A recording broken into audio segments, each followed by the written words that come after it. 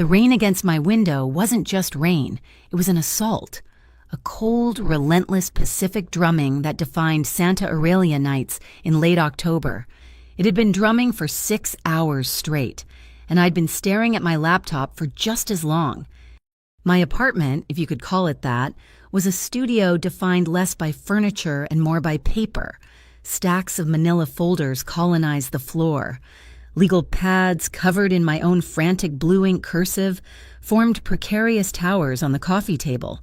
My world had shrunk to the glowing white rectangle of the screen, my eyes burning with the effort of finding a loophole that didn't exist. El Camino Community Legal Center. It sounded noble. What it meant was I was a contract employee, fueled by lukewarm coffee and a dwindling savings account, trying to stop a mass eviction. Landrise Partners v. The tenants of the Marigold Arms, 75 families, mostly working class, mostly immigrants, about to be tossed onto the street by a corporate entity with bottomless pockets. My stomach twisted. It wasn't just the injustice, it was actual hunger. I'd ordered Thai food from the place down on 3rd Street almost an hour ago. Every car that splashed by on the street below made me jump, thinking it was the delivery guy. I was bone tired, the kind of tired that gets into your marrow, that makes your eyelids feel like they're weighted with sand. I rubbed my temple, trying to force the legal jargon from Cal. Siva, Proc, Code Section 1161, back into focus. The buzz of the ancient intercom system was so loud in the silence, it felt like an electric shock. I shot out of my chair, the throw blanket I'd wrapped around my shoulders pooling on the floor. Finally, I breathed. I hit the talk button. Hello? A crackle of static. Delivery. Buzzing you in, I said, pressing the door button hard. I padded to the door in my socks, pulling the deadbolt back. I lived on the 3rd floor of a walk-up. No elevator. It gave me about 30 seconds of buffer. I grabbed a crumpled $5 bill from the chipped bowl by the door. My guilt tip for making someone come out in this weather. I pulled the door open just as the footsteps reached my landing. I didn't look up, already focused on the $5 bill in my hand, my mind still on the tenants. Thanks so much, I mumbled, pushing my hair out of my eyes. I hope they remembered the extra hot sauce. I really asked for... I stopped. My words died in my throat. He wasn't a teenager in a rain-slicked polo shirt. He was a man. Tall. Impossibly tall. His shoulders filling my entire doorframe, blocking the dim, flickering light of the hallway. He was silhouetted, a column of darkness against the yellow paint. He was dripping. The shoulders of a heavy, dark trench coat were soaked, the wool glistening. Before I could process, before I could even react, he moved. He held out the white paper bag with the restaurant's logo, but only as an afterthought. His first movement was to shrug his shoulders, sliding the heavy trench coat off. And I, like some kind of hypnotized valet, reached out and took it from him. The weight was shocking. It was heavy, dense wool, lined with silk that felt cool against my fingertips. It didn't smell like a delivery bag. It smelled like cedar in the cold night air, an expensive, clean scent that had no business being in my apartment. I turned, my arm straining slightly, and hooked the massive coat on my flimsy coat rack. It dwarfed my own thin jacket. When I turned back, he was inside. He hadn't asked. He'd just stepped over the threshold, into my space. He held the bag of food, but he wasn't looking at me. His gaze was moving, slowly, deliberately. It swept over my living room, taking in the chaos. But he wasn't looking at the unfolded laundry or the stack of dishes by the sink. His eyes, dark and sharp, were reading the spines of the binders, the titles on the legal pads. He absorbed the whiteboard on my far wall, the one covered in a messy diagram connecting Landrise Partners to shell corporations with red marker.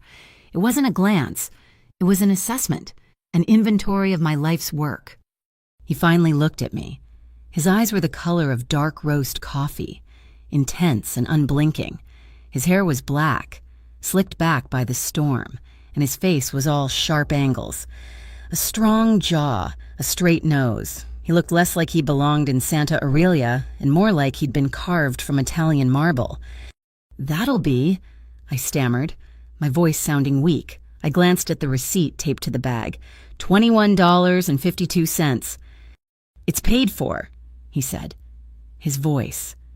It was low, smooth, and unhurried, like stones rolling in a slow tide. It didn't fit the room. It didn't fit the rain.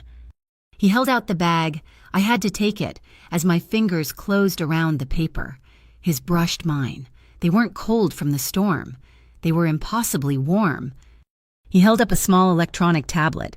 I fumbled for the attached stylus and scribbled a line that was supposed to be a Quintero. I was just trying to get this over with. Get him to leave. My nerves were screaming. I handed the tablet back. He tucked it into the pocket of his black suit jacket, a suit under the trench coat. He didn't move, just watched me. "You're on the Urban Integrity Bureau case, aren't you?" The question hit me like a physical blow. The air punched out of my lungs. My blood didn't just go cold, it turned to slush. I stared at him. "What?" "The UIB," he repeated. Not a question this time, a statement. The Urban Integrity Bureau, the official-sounding, utterly fraudulent government agency that had served the eviction notices, the name I'd only typed into confidential memos, the name I'd only whispered to the supervising attorney at El Camino. I don't know what you're talking about." I lied, and the lie was pathetic. "Thin as paper, Ariel Quintero," he said, and my name on his lips sounded like a judgment. "El Camino Legal. You're the one filing the injunction to stop the Marigold Arms eviction. You're arguing the UIB is a fictitious entity." This was not a delivery driver. This was something else. My hand flew to the doorknob to slam it shut, but he was already inside. He stepped forward and I scrambled backward gently, almost casually. He reached behind him and closed the door. The click of the latch echoed in the small room. Then he turned the deadbolt. My deadbolt. Click. Thunk. "Who are you?" I demanded, my voice a high-pitched squeak. "Get out of my apartment or I'm calling the police!" He ignored my threat. He walked past me, placing the bag of Thai food on my coffee table. He had to move a stack of depositions to make room, and he did it with an air of unsettling familiarity. Then he undid the buttons on his suit jacket. It was perfectly tailored, fitting his broad shoulders in a way that screamed money, not new money, but the kind of old, heavy money that made this city run. And in that moment, I knew him. Not personally, but I knew the name. My mind flashed to blurry newspaper photos, whispers from the old-timers at the courthouse, the name that was Santa Aurelia's bogeyman, the one parents used to scare their kids, the one business owners muttered when a new investor came to town.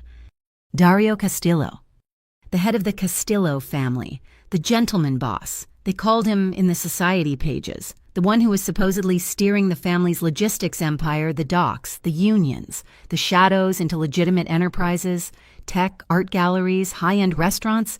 He was a ghost story used to explain unsolved problems, and he was standing 3 feet from me. His eyes met mine. The outline in my head was right, assessing, and shielded. He was looking at me like I was a variable in an equation he hadn't solved yet. I backed up again, my calves hitting the edge of my cheap sofa. "Get out!" He didn't smile. He didn't move. He simply inclined his head toward my balcony window, the one that faced the street. I wouldn't recommend calling the police just yet. My heart hammered. I glanced at the window, at the rain lashing the glass. Why? There's a dark sedan parked across the street. 2 men, baseball caps, pulled low. They've been there for 20 minutes. A new, sharper fear lanced through me. I instinctively moved toward the window to look. "Don't," he commanded. His voice was soft, but it stopped me dead. "Don't go near the balcony. They're not here for me. They followed you." That's crazy. Were you at the Trader Joe's on Alameda around 6 p.m.? I froze. I had been. I'd made a desperate run for coffee and cheap wine. How? They picked you up in the parking lot. They followed you home. They've been waiting for you to be alone. The room tilted. I had felt weird in the parking lot. I'd felt watched. but I'd chalked it up to paranoia, to the crushing weight of the case. "Who are they?" I whispered. "The people you're fighting. Landris. They don't like losing. And they really don't like lawyers who dig into their shell companies." The adrenaline surged, overriding the fear for a second. This was my home. He was an intruder. They were a threat. It was all a threat. I made my move. I bolted for the door, my fingers fumbling for the deadbolt he had locked. I would scream. I would pull the fire alarm. I would throw myself into the hallway. I didn't even get to touch the metal. Wham! Wham! Wham! The sound was so violent it vibrated through the floor. It wasn't at my door. It was on the stairs. Heavy, booted feet, running, sprinting up the 3 flights. I froze, my hand hovering an inch from the lock. Dario Castillo moved. It wasn't fast, not like a superhero. It was just inevitable. In 2 long, silent strides, he was at the door, standing between me and the wood. His hand closed over mine, the one still reaching for the lock. He didn't grab it. He enveloped it. His palm was warm and strong, completely stilling my panicked tremor. His other hand moved past my head, with a sound I'd never heard my own lock make, a smooth, oiled snick. He engaged the secondary bolt, the heavy-duty, 1-inch throw I never, ever used. He put 1 finger to his lips. He was so close I could feel the heat radiating from his chest. I could smell the cedar and the rain. And something else, something clean, like soap. The footsteps pounded onto my landing. They stopped. Silence. Right outside my door. 3B. I held my breath. My entire world shrank to the wood grain of the door and the dark, unblinking eyes of the man in front of me. Thud. A heavy weight slammed against the door, a shoulder check, trying to see if it would give. I let out a tiny, choked gasp. Dario's eyes never left mine. They weren't assessing anymore. They were flat, dangerous, protective. It was the most terrifying and strangely calming thing I had ever seen. "I'm here," he whispered. His voice was so low it was just a vibration against my skin. "Because of a debt owed to you, from a friend." "What friend?" I screamed in my head. "I don't have any friends who know you." Thud, louder this time. The frame rattled. Dario didn't even flinch. He just waited. A muffled voice cursed from the hallway. "Nothing. It's bolted. Let's try the fire escape." The heavy footsteps shuffled, lingered for 10 agonizing seconds, an eternity. Then they moved away, clomping back down the stairs, their urgency gone. The silence that flooded the apartment was thick and heavy, like velvet. My knees gave out. I didn't fall. I just slid. My back scraped down the door until I was sitting on the welcome mat. My legs splayed out, my heart doing a painful kick drum rhythm against my ribs. Dario Castillo stepped back, giving me air. He watched the door for another long moment, as if he could see through it. Then he looked down at me. He was perfectly, unnaturally calm. He walked back to the coat rack. He took his own trench coat, the one I had hung up, and then took his suit jacket off.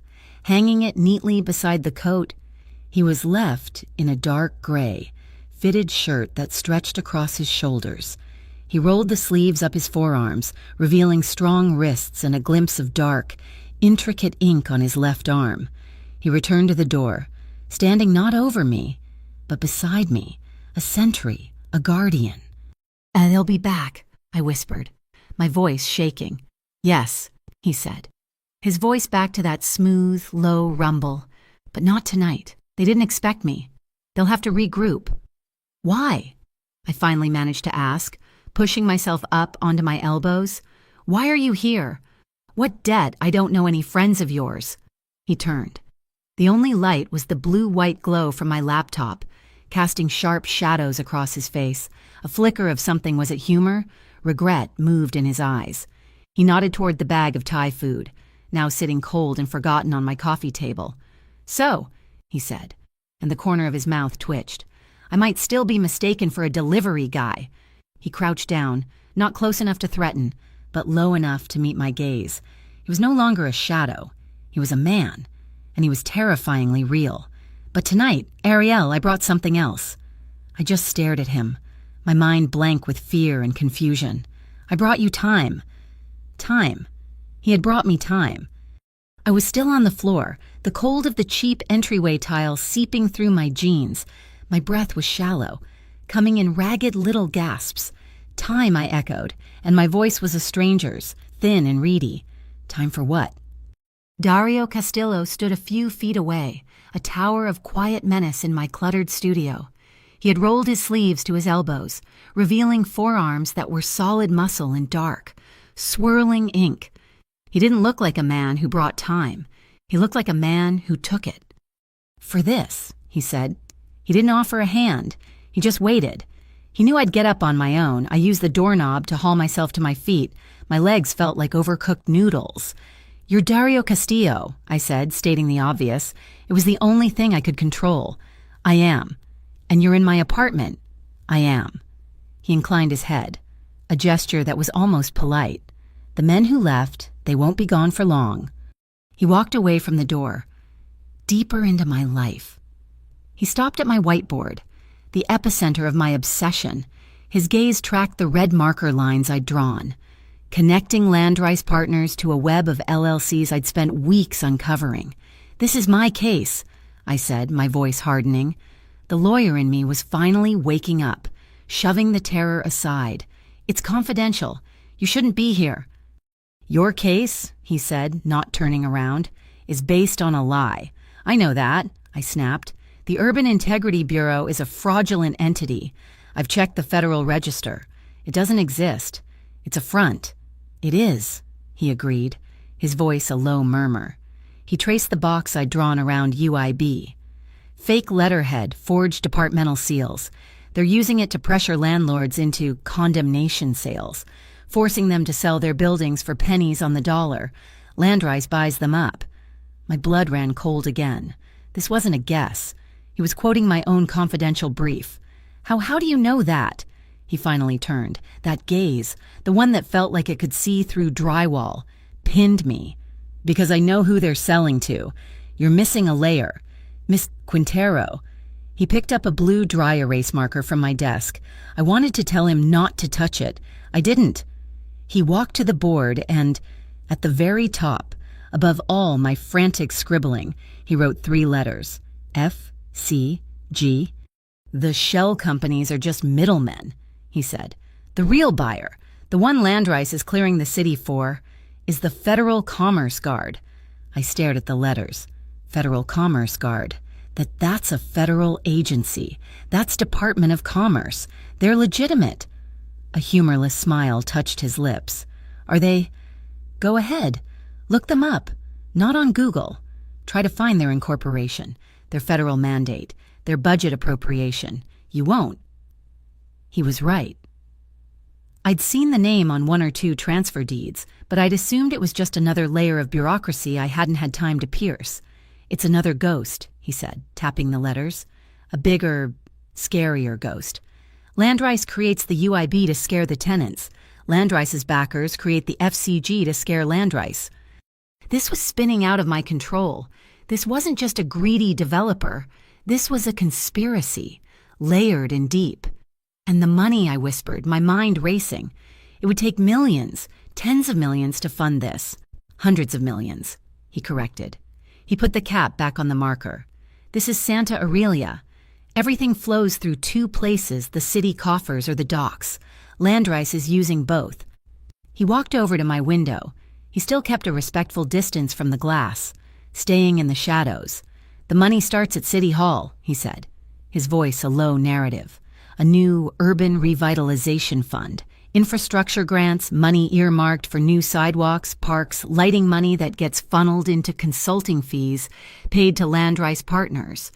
He knew. I'd seen the grants, but I couldn't tie them to the evictions. "Landrice takes that city money," he continued, "and pays the Federal Commerce Guard for security and logistical oversight. And just like that, millions in public funds are now in a private, anonymous account. But they have to get it out," I said, thinking aloud. "They have to clean it." "Exactly, He looked back at me. And what businesses are perfect for washing dirty money businesses that run on cash and have no inventory? Bars, nightclubs, and private shipping terminals. My stomach clenched. His territory? The docks. The FCG invests its new funds into a string of bars on the east side, and it pays exorbitant container processing fees at private docks. The money comes out the other side, clean as a whistle, ready to be reinvested in buying up the next city block. The silence in the room was deafening, broken only by the howl of the wind. He wasn't just a mafioso, he was a businessman, and these people were cutting into his bottom line. Or maybe they were his bottom line. And this was some kind of internal dispute. My fear wasn't gone, but it was being replaced by a cold, hard anger. "You're Dario Castillo," I said again, my voice sharp this time. "The Castillo family? I read the papers. I know what you are. Do you? I can't. I won't." I shook my head, backing up. "I appreciate you stopping those men, but I am an officer of the court. I am trying to win this case legally. I cannot, will not, get into bed with the Mafia." The word hung in the air, ugly and sharp. Dario didn't get angry. He didn't deny it. He just watched me, his expression unreadable. "I understand," he said, his voice dangerously soft. "You don't have to trust me. You don't have to like me. But the men who are just at your door, the men who will be back, they don't care about your professional ethics. They already believe I'm a threat to them. By digging as deep as you have, you've become a threat, too. And in their eyes, that makes us partners." He let that sink in. "You're already in my world, Ariel. You just didn't know it." He reached into the inner pocket of his suit jacket, the one still hanging on my rack. He pulled out a phone. Not a new iPhone, but something sleek, black, and completely unmarked. He tossed it, underhand. I fumbled and caught it. It was heavy, solid. "What's this?" "Proof." He tapped his own phone, and the one in my hand lit up. A photograph. It was grainy, taken from a high angle, like a security camera. It showed the sidewalk in front of my building, and there, under a street lamp, was the dark sedan he'd described. The driver's side door was open. A man in a baseball cap was getting out. Another man stood on the sidewalk. "That's them." I breathed. That's from tonight. That's from my security feed," he said. "From the restaurant across the street, the one my family owns." He swiped on his own phone. A new picture appeared on mine. A close-up, a different angle. A man at a bar, laughing, his face clear. "This is their boss," Dario said. "His name is Marcus Rook. The men he employs call themselves the Rook Syndicate. Ex-military, zero ethics. Landrice keeps them on retainer for problems that lawyers can't solve. Problems like me?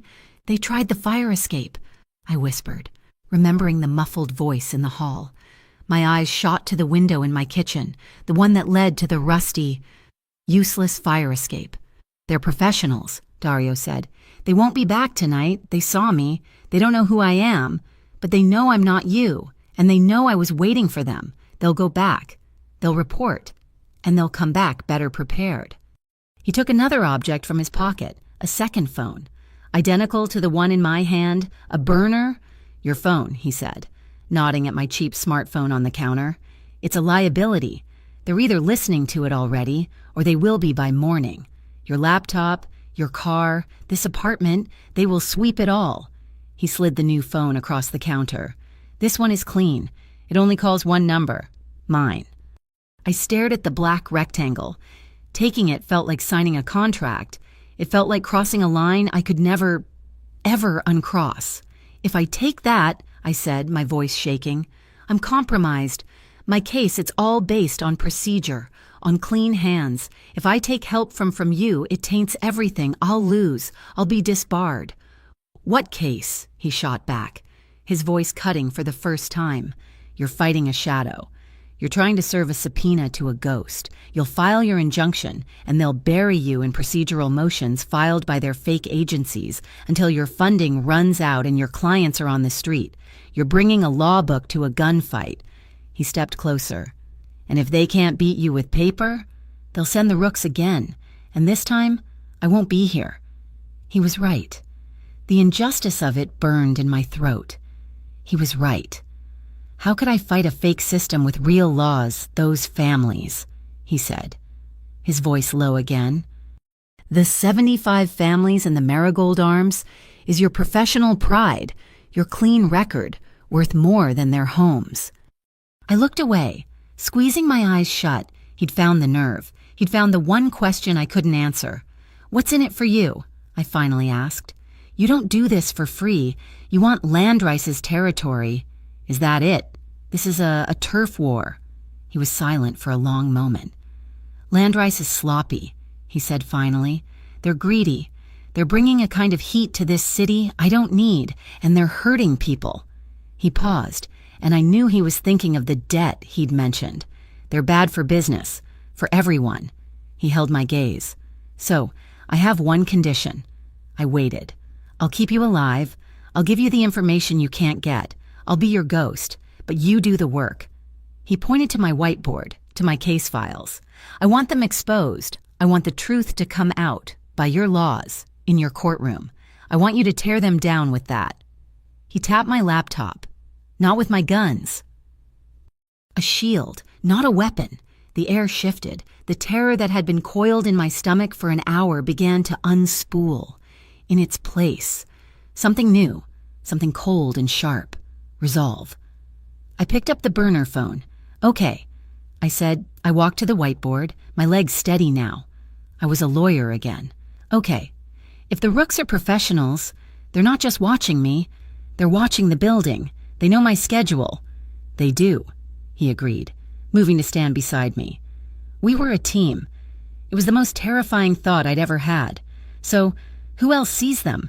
I started pacing. Who sees the things no one is supposed to see? The people who are invisible. The trash collector, Dario said instantly. He comes at 4 a.m. He sees every car that's parked on this street all night. The postal carrier, I added. Mike. He's been on this route for 20 years. He knows everyone's schedule. He'd know if someone was sitting in a car all day. The night crew at the Landrice main office, Dario said. The janitors. They see what gets shredded, what gets moved after hours. They're moving files, I said, a vague report from a tenant clicking into place. One of the Marigold residents, Mr. Ortiz. He said he saw a moving truck at the Landrice warehouse on Pier 9. Late, like 2 a.m. He thought it was weird.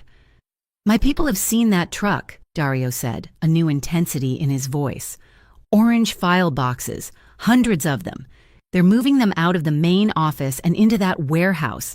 They're scrubbing their records. We were riffing. We were building a case. It was fast. It was electric. And it was happening with the most dangerous man in Santa Aurelia. Then my eyes landed on it. On my desk, under a stack of mail, was the document that had arrived by courier at 5 p.m. The one that had made my stomach drop hours before Dario Castillo had ever knocked on my door. I picked it up. My hands were perfectly steady. They're not waiting, I said, my voice flat, dead. I handed the paper to Dario.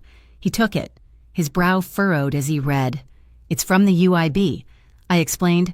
A notice of emergency structural inspection. They're citing imminent seismic risks at the Marigold Arms. Most of the tenants are elderly. They're giving them 72 hours to temporarily vacate for remediation. Dario looked up from the paper. His calm, which had been so absolute, finally cracked. A muscle in his jaw jumped. It's a paper eviction, he said, his voice a low growl. A sham. They'll use the Rooks to help them evacuate. Once those old people are out, they will never, ever get back in. 72 hours, I repeated, the words tasting like ash.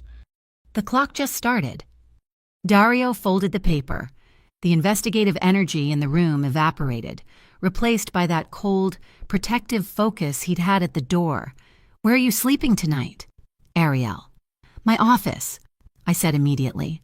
The couch in the conference room, it's got a keycard lock. It's secure. No.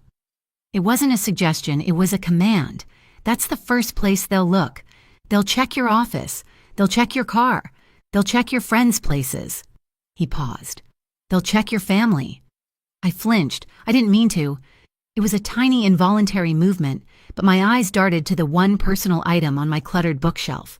It was a small, 5x7 silver frame, a picture of me and my mom, smiling, on the steps of our old apartment in the Mission, the one we'd been forced out of when a developer bought the building, the day I decided to become a lawyer.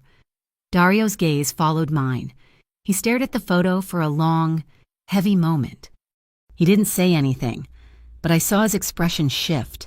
He saw it, the why, the real stakes, the vulnerability I'd hidden from everyone, now laid bare. He looked back at me, his eyes darker, his jaw set. "The office isn't safe," he said, "and you are not staying here. Grab your laptop, your charger, the Marigold file. Nothing else." Dario's voice cut through my panic. Sharp and absolute, he was already moving, putting his own jacket and coat back on, transforming from the man standing sentinel in my apartment to a figure of pure, coiled energy. "What about the sedan?" I whispered, my fingers fumbling with the zipper of my backpack. "The men in the hall, they'll be watching the front door," he said, not even looking at me. He was in my tiny kitchen, pushing open the window over the sink. Cold, wet air blasted the room. "They'll be watching the fire escape. We aren't using either." That goes to the air shaft." I stammered. "It goes to the roof of the taqueria next door." He was already one leg out, moving with a fluid grace that was almost animal. He turned, silhouetted against the rainy darkness. "Come on now!" I scrambled onto the counter. He reached back, his hand clamping around my forearm. His grip wasn't gentle, it was steel. He hauled me through the narrow opening as if I weighed nothing. We were in the storm. The rain was horizontal, stinging my face. The world was a mess of wet asphalt and flickering neon.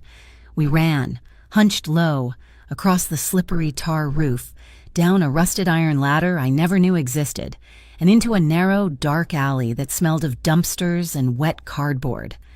A car was waiting, not the sedan. This was a long, black, obscenely expensive vehicle, the kind that whispers power.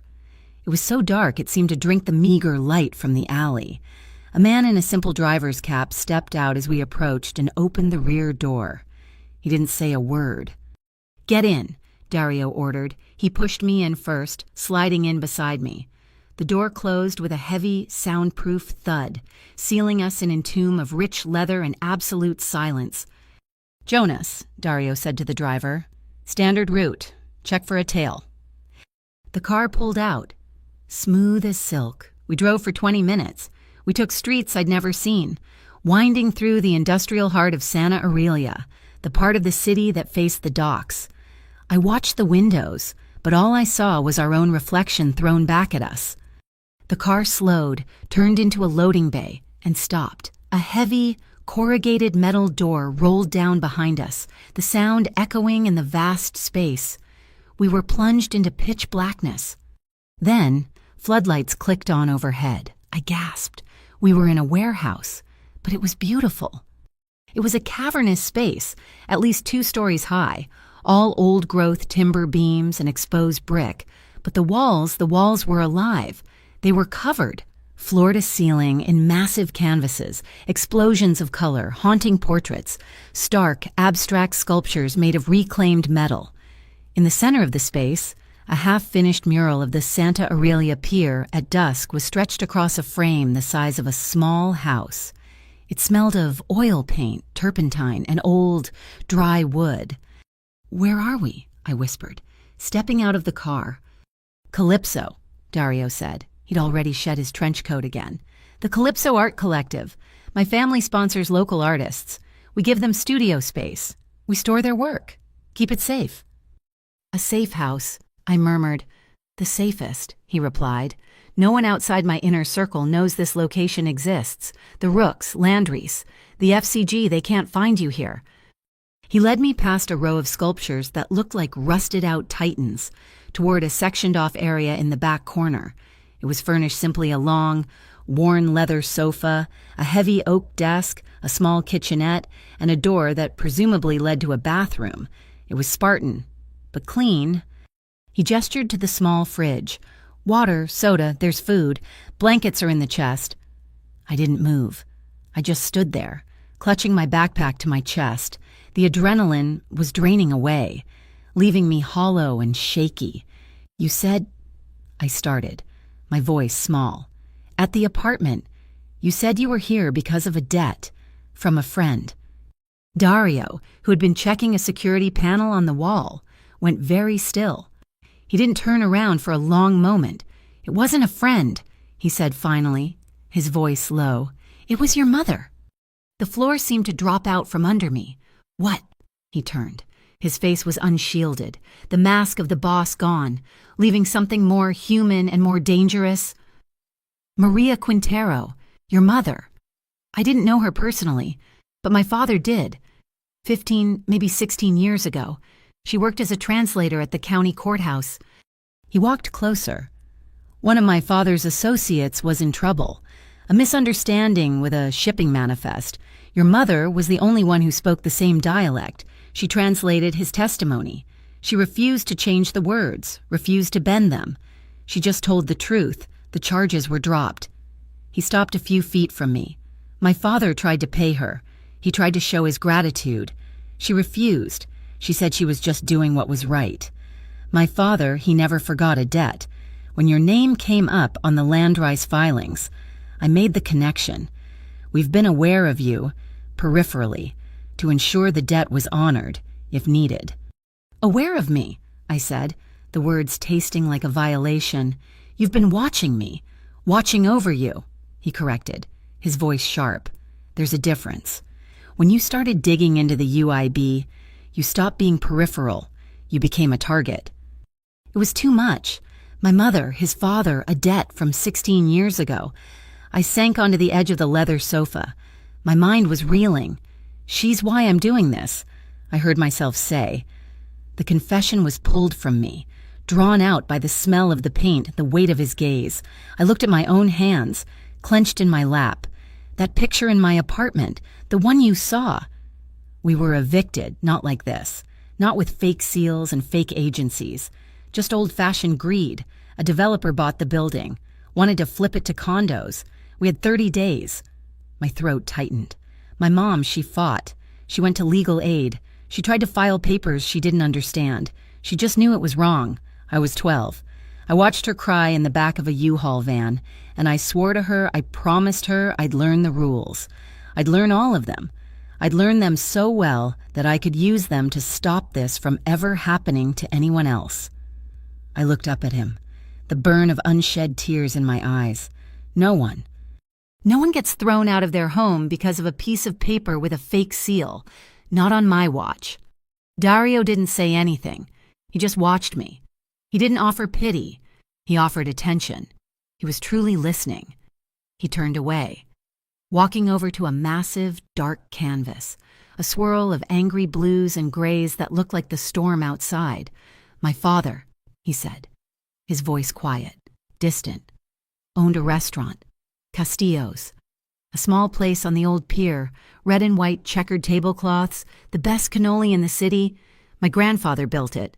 My father ran it. He touched the canvas, his fingers tracing a line of dark paint. This was before the redevelopment.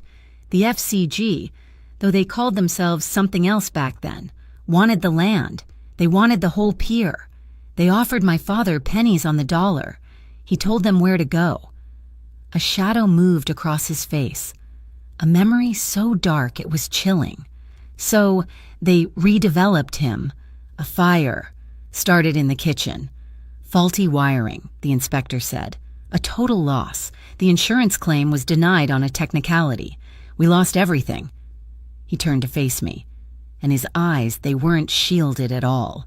They were black with a cold, ancient anger. I was 19. I was at Stanford, pre-law. My breath caught in my throat. Pre-law. I dropped out, he said, the words flat, hard stones. I came home. My father was a broken man. The family business was the only thing we had left, the docks, so I took it over. The FCG Landrise, whatever they call themselves, they didn't just burn down a restaurant. They took my future. They forced me into this. He looked at me, and a grim understanding passed between us. So, yes, Ariel, this is a turf war, but it's also personal.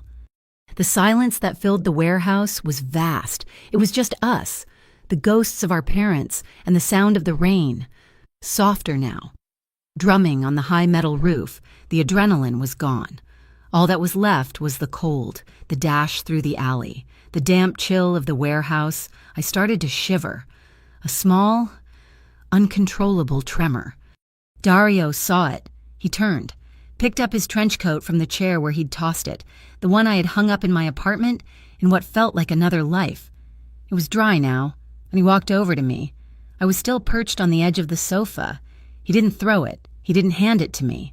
He stepped close, behind me, and slowly, deliberately, draped the heavy wool coat over my shoulders.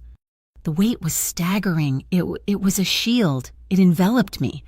It smelled like him, that clean, impossible scent of cedar in the cold night air, and it was warm. The silk lining held his body heat, transferring it to me. My shivering slowed, then stopped. I pulled the lapels together, sinking into the warmth, into him. He didn't move away. His hands rested on my shoulders, his thumbs brushing the collarbone, just skin on skin. For a fraction of a second, the touch was electric. My skin prickled. The air between us was suddenly thick, humming with a static I couldn't name. I looked up, tilting my head back. He was right there, closer than he'd been at the door. I could see the tiny, faint scar that cut through his left eyebrow. I could see the flecks of gold in his dark coffee eyes. My breathing hitched. His gaze dropped, just for a second, to my mouth. Then it shot back to my eyes, and he held it. He was asking. Without a single word, he was asking permission. My heart was a frantic drum against my ribs. I wasn't scared, not of him, not anymore. I gave the smallest, tiniest nod. His hand came up, leaving my shoulder. It was hesitant. This man who commanded the city's shadows, who had faced down armed men at my door, was hesitant. His fingers, warm and slightly rough from calluses I couldn't imagine, brushed a strand of damp hair from my cheek. The touch was a line of fire, straight down my neck, into my chest. He leaned in, slowly, agonizingly slowly, giving me every second, every millimeter to pull away. I met him halfway. His other hand moved from my shoulder, sliding around my back, pulling me to my feet, and then his lips touched mine. It wasn't a spark, it was a connection. It was warm, and it was firm, and it was sure. It wasn't the rough, demanding kiss of a boss. It was the hesitant, reverent kiss of a man who hadn't allowed himself to feel anything in a long time. It was brief, a press, a recognition, a statement. I see you. You are not alone. He pulled back, but only an inch. His forehead rested against mine. His eyes were closed. I could feel his breath, warm and steady, ghosting across my skin. He pulled me closer, and I went, bonelessly. It wasn't a prelude to anything more, it was just an embrace. His arms were around me, holding me. One hand splayed against the small of my back, the other tangled in my hair, holding my head to his shoulder. I was wrapped in his coat. I was surrounded by his scent. My hands, of their own accord, came up to fist in the front of his shirt. I tucked my head under his chin, and I just breathed. I could hear his heart, a slow, steady, powerful thump-thump beneath my ear. It was the calmest sound in the world. We just stood there, in the middle of an art warehouse, with a 72-hour clock ticking down, held by the most dangerous man in Santa Aurelia. And for the first time in weeks, I felt safe. It was me who broke it. The reality was too much. The combination was too volatile. I pulled back, just enough to look at him. His coat slipped, and I clutched it, pulling it back around me. A small, shaky laugh escaped me. We're still two different worlds. Dario. He looked down at me. The brief, soft moment over. His expression was serious, the sharp intelligence flooding back into his eyes. Two worlds, he conceded, his voice a low rumble. The both hate fakes. That snapped me back. The UIB, the FCG, the Marigold Arms. Okay. I took a deep breath, pulling his coat tighter around me. It was armor now. The plan, Warehouse 9, my tenant saw them moving orange file boxes. Pier 9? He nodded. All business. It's a Landrice leased property.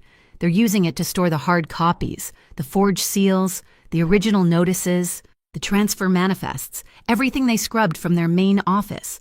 The actual stamps, I breathed, my mind racing. The physical tools, if I can get those, if I can show a judge the actual, physical, fraudulent seal, it's not just a civil case, it's criminal, it's fraud, it's racketeering. It's the kill shot. He finished. We have to go. Now. No.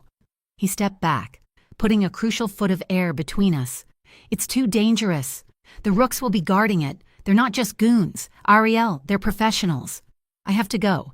Dario, I insisted, I'm the lawyer. If you go, if you break in and steal the evidence, it's fruit of the poisonous tree. It's inadmissible. My entire case is void. I have to be the one to discover it. I have to secure it. Chain of custody. It's the only way. He stared at me, a new, grudging respect in his eyes. He was a criminal, but he understood leverage. He understood rules. You're right, he said, and I could tell it pained him. But you're not going alone. He laid out the terms, his voice crisp. We go at dawn, 5:30. They'll be changing shifts, less alert. I'll get you inside. My team will create a diversion, a loud one, at the other end of the pier. It will pull the rooks. He held my gaze. I'll go in with you, behind you, as your paralegal. I'll be your shadow. You do this your way. You use your law. His eyes hardened, the coffee brown turning to black. But Ariel, if one of them, if anyone points so much as a finger at you, the law goes out the window, and I do this my way. Understood. Understood, I said, my voice steady. He nodded, a sharp, decisive gesture. He turned, walking back toward the car, toward the front of the warehouse. He stopped at a simple coat hook by the main light switch. He shrugged off his suit jacket and hung it neatly. Then I saw him reach under his gray shirt, to the small of his back, and unclip a holster. It was dark, molded leather. He didn't make a show of it. He simply placed it in the inside pocket of the jacket, hiding it from view. He was disarming, in his own safe house. For me, I watched him. He wasn't the delivery guy. He wasn't the ghost story. He was Dario, and he was in this with me. Get some sleep, Ariel, he said, his back to me. Tomorrow we go to war. I didn't sleep. Sleep was an impossible luxury, a continent I couldn't reach. I spent the night on the leather sofa in Dario's art warehouse, his heavy trench coat wrapped around me like a suit of armor, my mind replaying the pressure of his lips and the cold, hard text of the 72-hour eviction notice. They were linked, somehow. The moment of impossible softness and the brittle edge of the threat. When the burner phone vibrated at 4:30:03, I was already on my feet. Dario was waiting by the door. He hadn't slept either. He wore a simple black long-sleeved shirt and dark pants. He was a shadow, a column of coiled energy. He handed me a cup of coffee in a plain paper cup. It was scalding hot and black. Jonas is waiting, he said. No small talk. We drove in silence. The black sedan cut through the pre-dawn gloom, a ghost in the sleeping city. We left the commercial districts, the quiet residential streets, and plunged into the industrial heart of Santa Aurelia. We arrived at Pier Halcyon at 5:18 a.m. This wasn't the tourist pier. This was a place of work and rust. The rain had softened to a cold, misty drizzle. The air was thick with the smell of the low tide, diesel fuel, and damp metal. Everything was bathed in the sick, sulfur-yellow glow of high-pressure sodium lights, which made the fog look like a toxic cloud. Jonas parked a block away, in the shadow of a silent crane. You'll see 2 guards, Dario murmured, his voice low, vibrating through the car.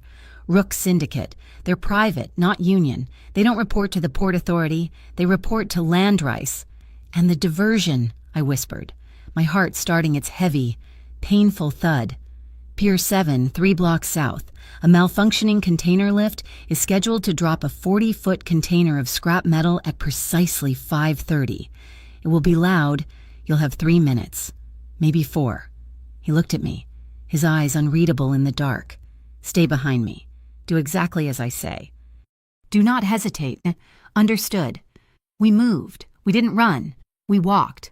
Fluid and fast, two shadows merging with the greater darkness between the yellow pools of light. Dario moved with a terrifying economy of motion, his feet making zero sound on the wet pavement. I felt clumsy, loud, my backpack strap squeaking. He held up a fist. We stopped. Ahead, the main gate of Warehouse 9, a chain-link fence topped with razor wire, a small guard shack. Inside, two men silhouetted, drinking from mugs. Dario pointed to his ear. I listened. Far off, the groan of heavy machinery. He held up 3 fingers. 2, 1. Crab-boom! A sound so profound it shook the ground under our feet, a seismic, grinding roar of metal on metal, echoing across the water. Inside the guard shack, the 2 men jumped. One of them grabbed a radio, shouting into it. They both burst from the shack and started sprinting toward the sound, toward Pier 7. Now, Dario breathed. He didn't go for the main gate. He moved left, along the warehouse's corrugated metal wall, to a small, unassuming side door marked Maintenance. He held up his hand again, stopping me. He pointed to the keypad and the small red light above it. Then he pulled a thin, white plastic card from his pocket. "This is Frank's," he whispered. "The night shift foreman. He's disgruntled. He left this for us." He handed me the card. "You do this? You're the lawyer." My hand was shaking. The card was just a simple key card, but it was everything. It was the line. I was breaking and entering. "No," I said, my voice surprisingly steady. I pulled a folded document from my jacket pocket. Dario's gaze flickered to it. "City Ordinance 14 Beta," I said, reciting the obscure code I'd spent all night finding. "It allows for emergency civil inspection of a private commercial property if it is suspected of housing materials that pose an imminent public hazard, like, say, fraudulent documents used to execute illegal evictions." Dario's lips twitched. "That's creative. Your lawyer, Rhea, drafted a formal notice," I said. "It's time-stamped 2 hours ago. I'm not breaking in. Dario, I'm inspecting." I stepped up to the keypad, and Frank, the disgruntled foreman, he's not a co-conspirator. He's a civic-minded whistleblower who accidentally left his card in the cafeteria, where I found it while getting a statement. Dario's quiet laugh was a puff of warm air in the cold. "You're going to be a terrifying lawyer." "I already am." I swiped the card. The light above the door flashed green with a dull thunk. Dario's hand was on the latch. He pushed it open. A crack. He listened. Nothing. He slipped inside. I followed, right on his heels. The inside of the warehouse was a cathedral of shadows. It smelled exactly as I'd imagined damp wood. Cold steel, drying paint, and the papery, dusty scent of old files. The place was a maze of towering metal shelves, but it wasn't quiet. There was a low, electronic hum. Dario pointed up. A single, thin red line of light painted the floor 20 feet in front of us. A laser grid, simple, but effective. "Motion sensors on the main aisles," Dario whispered, his breath by my ear. "We stay low, stay in the shelves." He moved like a panther, ducking under the first shelf, into the narrow aisle.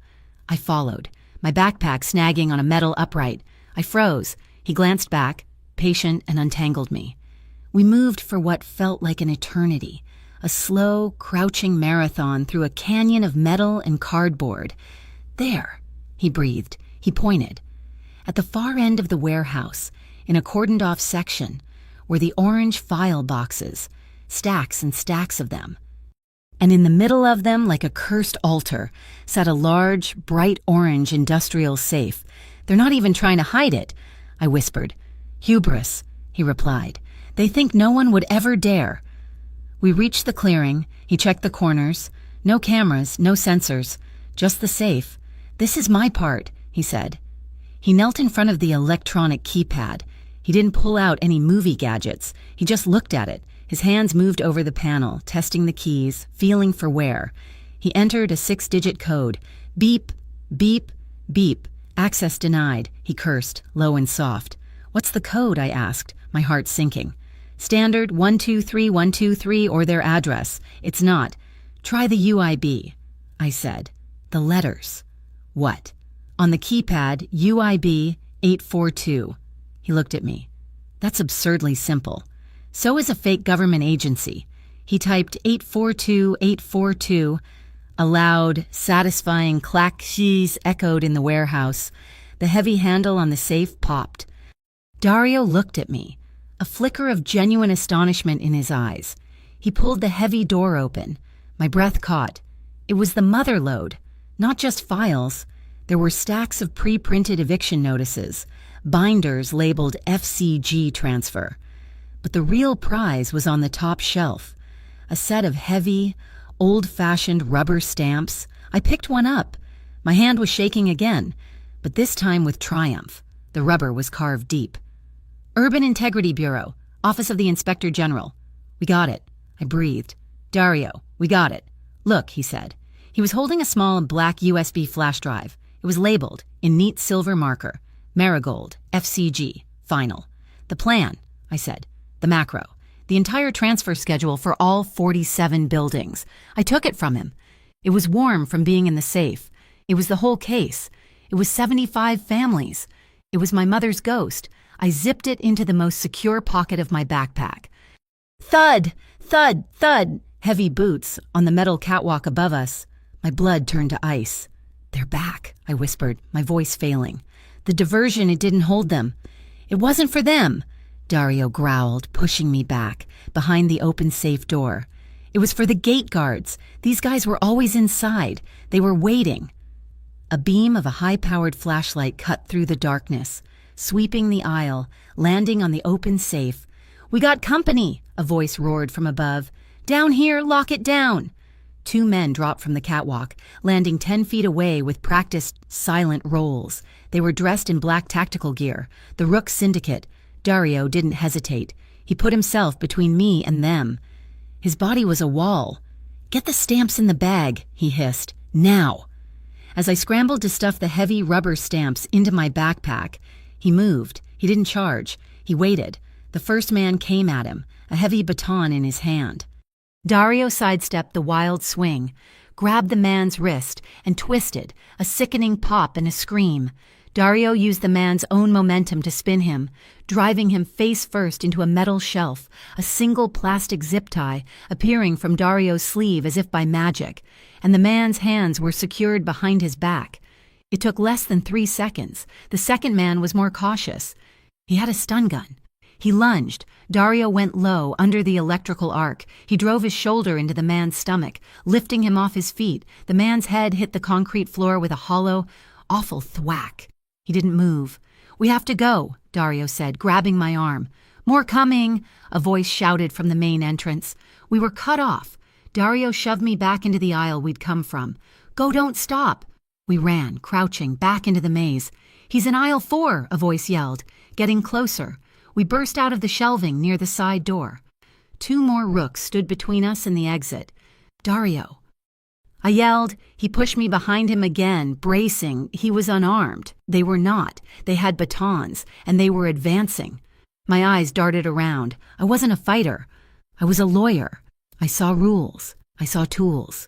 On the wall, 10 feet to my left, a large red fire extinguisher. Hey, I screamed. The 2 men turned. It was just the distraction Dario needed. He took a step, but I was already moving. I grabbed the heavy cylinder, ripped the pin out, and aimed the nozzle. Cover your face, I yelled to Dario. I squeezed the handle.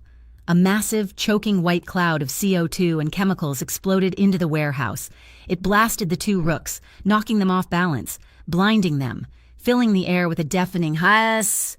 Go, go, go, Dario yelled. He grabbed my hand and we plunged through the cloud. We burst out the other side, gasping, and slammed through the maintenance door into the cold, drizzling dawn. We sprinted. We didn't look back. The sounds of shouting and coughing faded behind us. We piled into the back of the black sedan. Jonas already had the engine running. Go, Dario yelled. The car fishtailed on the wet pavement, tires screaming, and we were gone. My lungs burned from the chemical cloud. My heart felt like it was going to beat its way out of my chest. I was covered in dust, sweat, and fire extinguisher foam, but I was clutching my backpack. "We did it," I panted, slumping against the leather seat. "We got it all. The stamps, the drive. We did," Dario said. He was breathing heavily, his eyes scanning the road behind us. The high was electric. We were a team. Then, his body went rigid. He was looking at his side mirror. "What?" I asked, sitting up. "Are they following us?" "No," he said, his voice flat, all the triumph gone. "Jonas, pull over. Now." "Boss, pull over." Jonas slammed on the brakes, pulling the car hard against the curb of a deserted street. "What is it?" I demanded. Dario's face was a mask of cold fury. He was staring at the maintenance door we had just escaped from. It was a block away, but we could see it clearly. Another man had emerged. He wasn't a rook. He was in a suit. He was shouting at the rooks who were stumbling out, coughing. He was furious. And as he gesticulated, he pointed at a black van that was pulling up. The man in the suit shouted something we couldn't hear. Then, one of the rooks, the one who seemed to be the leader, turned to the others and roared, his voice carrying in the morning air. "Change of plans, forget them. Get the reserve drives. Take the shipment to the Blue Bayou tonight. Burn it all, go." My blood, which had been singing with victory, turned to ice. Oh, no," I whispered. "What?" Dario said, turning to me. "What is it?" "The Blue Bayou," I said, my voice hollow. "I know that place. It's not a bar. It's not a club. It's a sealed-off wetlands area, out past the county line. The EPA shut it down years ago for illegal dumping. It's a dead zone, a swamp." I looked at him, the horror dawning. "Dario," I said, "they're not moving the evidence. They're going to destroy it." Dario's jaw was granite. He looked at the flash drive I had in my hand and then at the warehouse, where the rest of the data was. He locked eyes with me. The shared victory was gone, replaced by a new, frantic urgency. "We just switched," he said. "No," his voice a low growl. "From a heist to a race. Jonas, change of plans. Don't go to Calypso. Go south. Get us on the 101 now." Dario's voice was a blade in the pre-dawn silence. The heist was over. The race had just begun. Jonas, without a word, wrenched the wheel. The heavy sedan's tires bit the wet pavement, and we were merging onto the freeway. Just another car in the sparse, early morning commute. My heart was a cold stone in my chest. The USB drive in my pocket felt like it was burning a hole through the fabric. Dario, the marigold arms. That notice, the 72 hours, it's still ticking. They'll be sending the rooks. We have to warn them. He nodded, his eyes sweeping the rearview mirrors. "The burner phone is compromised. They sent you that text. They're listening. But your personal phone, they think it's off. They think you're still in your apartment. Use it. Once. Be fast." My hands were shaking so badly I almost dropped it. I pulled out my old smartphone. Its screen cracked, and my fingers flew across the glass. I didn't text. I video called. She needed to see my face.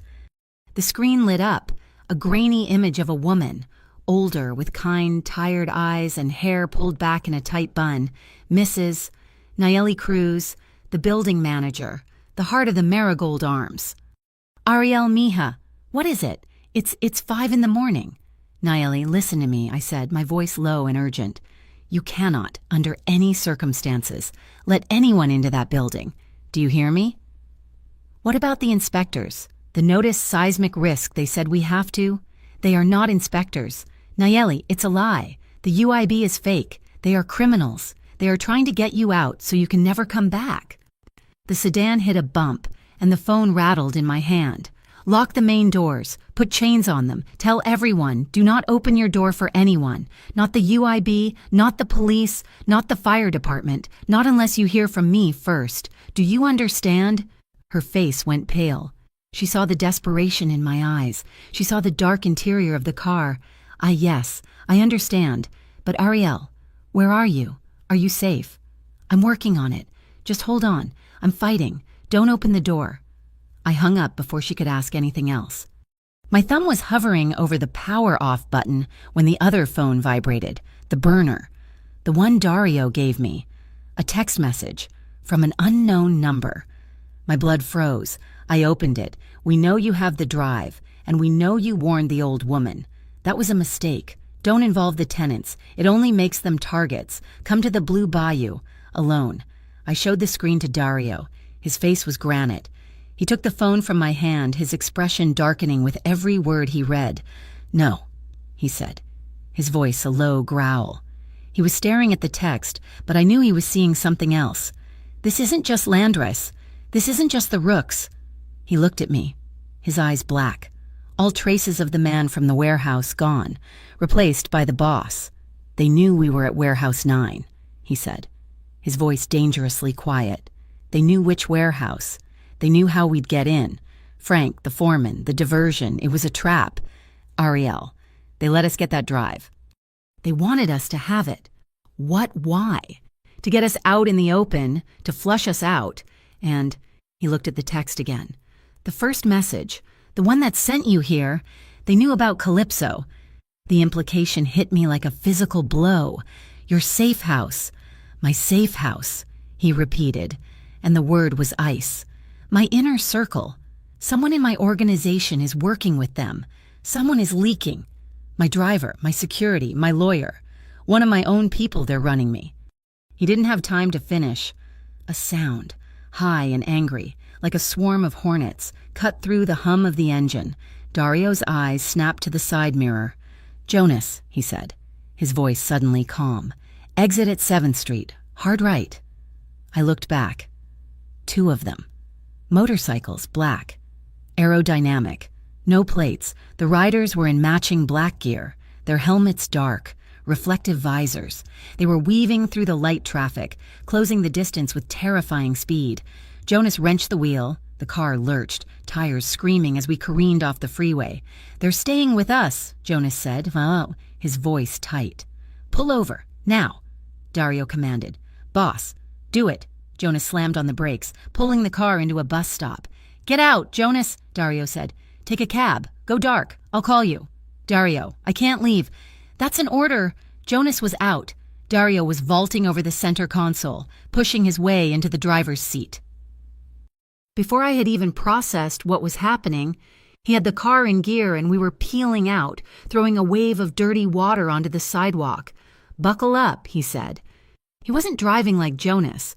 Jonas was a professional driver. Dario was a predator. He didn't just speed, he flowed. He saw gaps in traffic that didn't exist. The 2 bikes were on us, one on the tail, one on my side. The one on my side edged closer. The rider's faceless black helmet turned, looking right at me. Dario, hold on. He didn't swerve away. He swerved toward it. The car's heavy steel frame lunged at the bike. The rider, panicked, fell back. The bike behind us sped up, trying to get parallel. Brake left, swerve right, Dario muttered to himself. He slammed the brakes. A controlled, violent pump that shifted the car's entire weight onto the front wheels. Then he yanked the wheel to the right. The sedan pivoted, a 4,000-pound battering ram, cutting across 2 lanes of traffic. A city bus horn blared, a sound from hell. The 2 bikes were forced to scatter. Blocked by the massive bus, Dario floored it. We shot down a side street, then another, then a hard left into an alley. During the turn, I was slammed against the passenger door. The USB. My hand flew to my pocket. If we crashed, if they caught us, I couldn't have it on me. My fingers frantically felt along the seat. The leather upholstery was old, worn. I found a seam, right where the seat cushion met the backrest. It was deep. What are you doing? He snapped. Hiding it, I grunted, shoving the small, precious drive deep into the guts of the car. I pushed it until my fingernails scraped. It was gone, swallowed by the seat.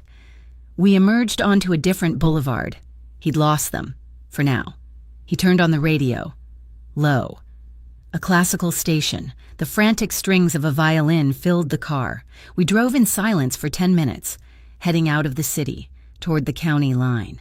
The music stopped. Static. Then, a voice. It was smooth, unaccented, like an old-fashioned radio announcer. Attention, per Regulation 14-9. All secondary assets are to be consolidated. Per Statute 305. All accounts are to be finalized. Egress protocols are in effect. Acknowledge. It repeated. What is that? I whispered. A code, Dario said, his knuckles white on the steering wheel. It's for the cleanup crew, the Rooks. Consolidate secondary assets. That's the rest of the files from the warehouse. Finalize accounts. That's us. They're not just destroying the evidence. They're clearing the board. We were on a long, dark stretch of highway now. The city was a smear of light in the rearview mirror. I looked at the man beside me, the man who had kissed me, the man who was a criminal, the man who was now being hunted by his own people. "This is more than bad for business, Dario," I said, my voice barely audible over the road noise. "They knew about Calypso. They're in your house. You're risking your entire family, your reputation, the Castillo name, for me, for this." He kept his eyes on the road. The digital clock on the dash read 6:15 a.m. "I might lose my reputation," he said, his voice flat. "I might lose the docks. But you're going to save 47 buildings. You're going to burn them down with your law." He finally glanced at me, his eyes reflecting the dashboard lights. "It's a trade I'm willing to make." The storm had broken. The rain finally stopped. As the sun began to hint at the horizon, the wet highway turned into a black mirror, reflecting the red and white lights of the sparse traffic. It was beautiful and desolate. My hand was on the center console, shaking. His hand, the one not on the steering wheel, covered mine. It wasn't a caress. It wasn't romantic. It was an anchor. A brief, warm, crushing pressure that said, "I am here. We are in this." Just for a second, then it was gone. He turned off the highway, onto an unmarked access road. The pavement gave way to gravel, then to mud. The car's headlights cut through a thick ground fog. The air smelled of wet rot and decay. We came to a stop. Ahead of us, a tall, imposing fence of corrugated tin, topped with razor wire. It was the color of rust. A gap, just wide enough for a truck, was the only way in. This was the Blue Bayou. Dario killed the headlights. In the gloom, I could see it, a vast, marshy swamp. And in the center, parked on a concrete slab, was a large, truck-mounted industrial incinerator. A sickly heat shimmer rose from its short smokestack. Several men stood waiting, silhouetted against the glow, the Rooks, and cans, dozens of red gasoline cans. "They're not just waiting," Dario said, his hand moving to the door handle. "They're prepared. Dario, they said alone. They want me. This is a trade." "It's an execution," he replied. A voice cut through the fog. No bullhorn. It just carried, "Miss Quintero, I'm glad you could make it." The man from the warehouse, the one in the suit, Marcus Rook, he stepped forward. He wasn't armed. He was just smiling.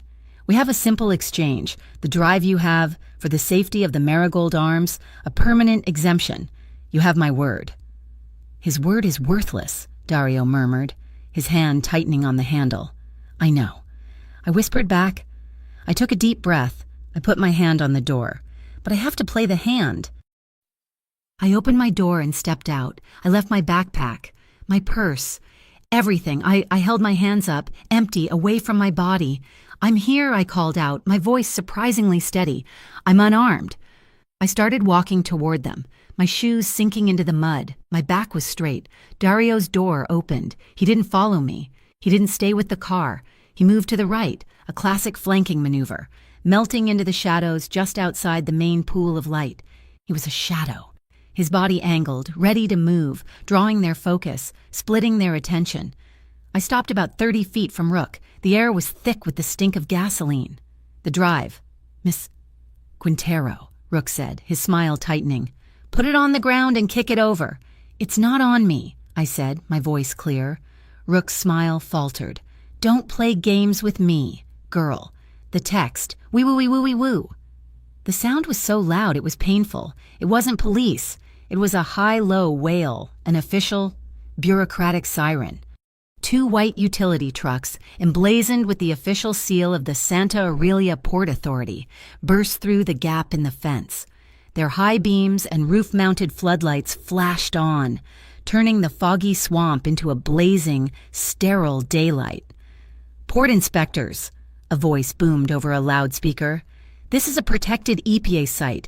Drop your materials, you are in violation of federal statute." "My sister, Maya, my God, Maya!" Rook screamed, a sound of pure, undiluted rage. It's a setup. Forget the deal. Burn it all. The rooks scattered. They grabbed the red cans, throwing gasoline on the stacks of orange file boxes. But one of them, the one standing next to the huge incinerator, didn't run.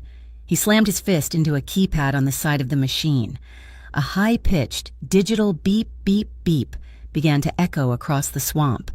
A red digital display, huge, on the side of the incinerator, lit up. It read 0060. "They're not just burning it," Dario roared, his voice cutting through the chaos. He was sprinting, not at the rooks, but at me. "They're blowing it." He tackled me, his arms a steel band around my waist, just as the rooks opened fire, not at us, but at the inspector's lights, plunging the world back into a chaos of strobing lights and shadows. The ground was hard, cold and wet. Dario rolled off me, his weight a sudden, shocking absence. "Stay down," he roared. The world was a strobe light of chaos. The Port Authority, floodlights, the flash of gunfire, and the steady, insistent beep, beep, beep of the timer. The red numbers on the incinerator were a countdown to Armageddon 0054, 0053. The rooks weren't aiming at us. They were firing at the lights, plunging the swamp back into a confusing gloom, lit only by the flames now licking at the gasoline-soaked boxes. "Maya!" I screamed, spotting my sister crouched behind the door of her utility truck.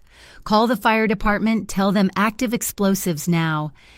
I saw her nod, her face pale, her phone already to her ear. Dario was moving, not toward me. He was sprinting toward the incinerator, a dark shape against the growing fire. Dario, no. He was 5 feet from the bomb. I couldn't just watch. My eyes scanned the truck, a fire extinguisher, mounted right on the side. I scrambled up, mud sucking at my sneakers, and ripped the heavy red cylinder from its bracket. I turned, ready to follow him, to give him cover. I never made it. A hand, like a steel clamp, seized the back of my jacket, a rook, one of the men who had been dousing the boxes. He'd circled around in the dark. He was huge. He yanked me backward, spinning me around to use me as a shield. "Ariel?" Dario's voice. I looked. He had stopped. He was 10 feet from the bomb, 10 feet from saving us all. And he had stopped. He turned. He was coming back. For me. "No," I shrieked. "Dario, the timer, go." "Stay back. Castillo," the rook growled, his arm locking around my throat, cutting off my air. "Or she goes first." I wasn't a shield. I wasn't a damsel. I was a community lawyer. I took the free self-defense classes at the El Camino Rec Center every Thursday night. I dropped my center of gravity, sinking my entire weight. It caught him off guard. I slammed my heel hard onto his instep. He roared, his grip on my neck loosening for a fraction of a second. It was all I needed. I twisted, throwing my body sideways, bringing my arm up and around his neck, locking my elbow under his chin. A chokehold. It was sloppy. I was slipping in the mud, but it was on. He was gagging, his free hand clawing at my arm, but I held on, my entire body screaming with the effort. Dario arrived. He wasn't a brawler, and he was a surgeon. He didn't punch. He moved past the rooks flailing, grabbed the man's outstretched arm, the one he'd been holding me with, and spun. He dropped his weight, a clean, devastatingly simple joint lock. A wet, sickening pop echoed in the swamp. The rook screamed, a high, thin sound of pure agony. His body went limp, his arm at an angle that wasn't natural, and he collapsed in the mud. Beep, beep, beep. The sound was frantic now, a high-pitched squeal. I looked up. The red numbers. 0015, 0014. "The fire!" I screamed, pointing with the extinguisher I hadn't even realized I was still holding. The gasoline had found a spark from the gunfire. A solid wall of orange flame erupted between us and the incinerator. "The panel!" Dario roared. He didn't hesitate. He sprinted at the wall of fire. He used the downed, screaming rook as a stepping stone, a single, powerful push that launched him through the weakest part of the flames. He was a silhouette, a dark shape against the inferno. 0012, 0011, he was at the control panel, his gloved hands ripping at the metal cover. It tore free. Beep, beep, beep, 00050004. He found it, a thick bundle of blue and yellow wires. He didn't have time to be delicate. He braced his feet in the mud and pulled 0002 0001. Silence. The beeping stopped. The red numbers went dark. For 1/2 of 1 second, the world was silent, save for the crackle of the fire and the distant approaching sirens. Fwoom! It wasn't an explosion. It was a misfire. A concussive blast. The incinerator's pressure system denied its intended detonation, released in one single, massive, invisible wave of superheated air and smoke. It hit us like a solid object. It picked me up off my feet. Dario was already in motion. He met me mid-air, his arms a steel band tackling me, wrapping his body around mine, his back to the blast. We hit the ground, hard, rolling through the mud, his body a solid living shield over me. His arms locked around my head. The air was punched from my lungs. I was covered in soot, mud, and the stink of gasoline. I was alive. I was underneath him. The world was a ringing in my ears, the red and blue wash of approaching emergency lights, and the ragged sound of our breathing. He pushed up, just an inch, his weight on his elbows. His face was inches from mine. It was smeared with soot, his hair matted with mud. His eyes were black, bottomless and utterly focused, checking me for broken bones, for fear. "You okay?" His voice was a low, rough rasp. I couldn't find words. My heart was a frantic bird against my ribs, beating in time with his. I just looked at him. This man, this impossible, terrifying, beautiful man. My hand came up, my fingers trembling, caked in mud. I touched his cheek, his jaw. I just nodded. It was all the permission I was giving. It was all the answer he needed. He lowered his head. His lips were chapped, tasting of smoke, mud, and adrenaline. It wasn't a gentle kiss. It wasn't the hesitant kiss from the warehouse. This was a claiming. This was "I thought you were gone." This was "we are alive." It was deep, and it was desperate. His hand slid from my shoulder to the back of my neck, his fingers tangling in my wet hair, holding me to him. My own hands, which had been fisted in the mud, came up to grip the front of his shirt, bunching the fabric, pulling him closer. Our chests were pressed together, hearts hammering against each other in a frantic, shared rhythm. It was all heat and grit and desperation, a spark of life in a field of death. It was over as fast as it began. He pulled back, just an inch, his forehead resting against mine. We were breathing the same air, the wail of sirens, close now. Real sirens, cut through the moment. He rolled off me and was on his feet in one fluid motion, pulling me up with him. "They're coming!" The fire trucks, followed by 2 Santa Aurelia PD cruisers, skidded to a stop, flooding the swamp with light. The rooks were gone. A few stray pops of gunfire echoed from the levee. "They're covering fire." "Ariel," Maya ran to me, her face a mask of terror. "My God, are you—" She hugged me, hard, her whole body shaking. I thought, "I'm okay." I gasped, hugging her back. "I'm okay." Dario wasn't looking at us. He was walking, calm and deliberate, back to the sedan we had abandoned. He opened the rear door, reached deep into the seam of the seat, and his hand emerged, holding the small, black USB drive. He walked over to us, ignoring the shouts of the police officers. He looked at Maya, his gaze sharp. "You're the reporter." "Maya Quintero," she said, her voice wary but strong. He held out the drive. "They'll search her," he said, nodding at me. "They'll search the car. They'll search the scene. They won't search the press." He nodded at the heavy professional camera hanging around her neck. "Put this in your camera bag, in a lens case, a place no one would think to look. It's the copy from the warehouse. It's the real evidence." Maya's eyes flicked from him to me. I nodded, just once. "Do it, Maya. It's the only way." She took it. Without a word, she unzipped a padded lens pouch, dropped the tiny drive inside, and zipped it shut. It vanished. "We can't be here," Dario said, his voice low. "My car is burned. Jonas is compromised. We're exposed. We move. Now." Maya nodded, all business. My truck, the PA one. They think I'm part of the inspection team. In the chaos of shouting firemen and cops setting up a perimeter, the three of us, the mob boss, the reporter, and the lawyer slipped away. Just 3 more shadows in a burning swamp. The art warehouse was eerily silent when we returned. Dario slammed the heavy metal door, and the sound of the deadbolt locking was the loudest thing I'd ever heard. He went straight to a security panel I'd never seen, hidden behind a massive abstract canvas. He was radiating a cold, lethal fury. Lock it down, he snapped into a small speaker. Full security protocol, no one in or out, change all codes, all of them, and get me a direct line to Bishop, now. He turned to us, pacing. The boss was back. Rhea, Jonas, Bishop, Aldo, it's one of them. Who? Maya asked, her reporter's notebook suddenly in her hand. Rhea is my legal counsel, Dario said, biting off each word. She knew I was looking for a legal loophole for you, like the ordinance. Jonas is my driver. He knew every route, every safe house. Bishop is my head of security. He knew the warehouse defenses. And Aldo is my port manager. He knew about Frank the foreman and the shift changes at Pier 9.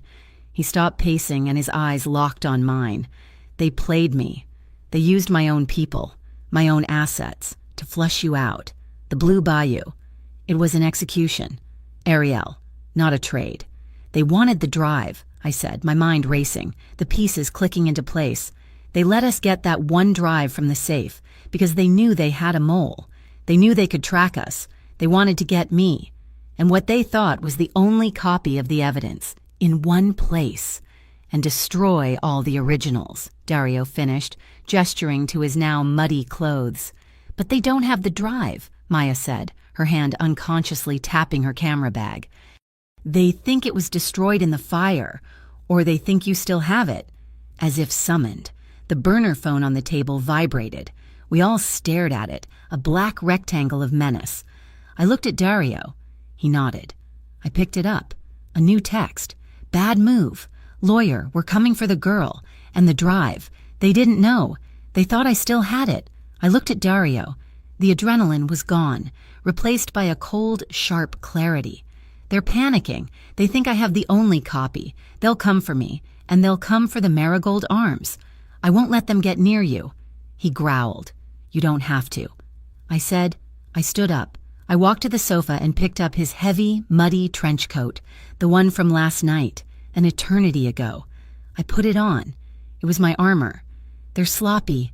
They're panicking, and the mole just tipped their hand. We're not running. We're not hiding.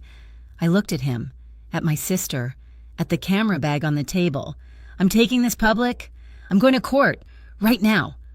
I'm filing an emergency injunction to stop those evictions, before that mole can burn me or my clients.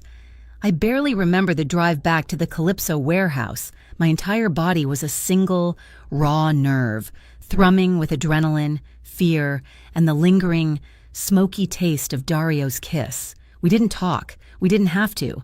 We were a single unit of purpose. We had maybe 30 minutes. You're not going to court in mud, was the first thing Maya said when we burst through the door. I don't have a choice. I panted. Yes, you do. She pointed to a metal locker. I keep a go bag here. For when I'm on a long stakeout, there's a black blazer, a shell top, and pants in there. They'll be too big. They'll look professional. Go. While I changed, my hands shaking so bad I could barely work the zipper. Dario and Maya were at the oak desk. I heard the whir of a high-speed hard drive.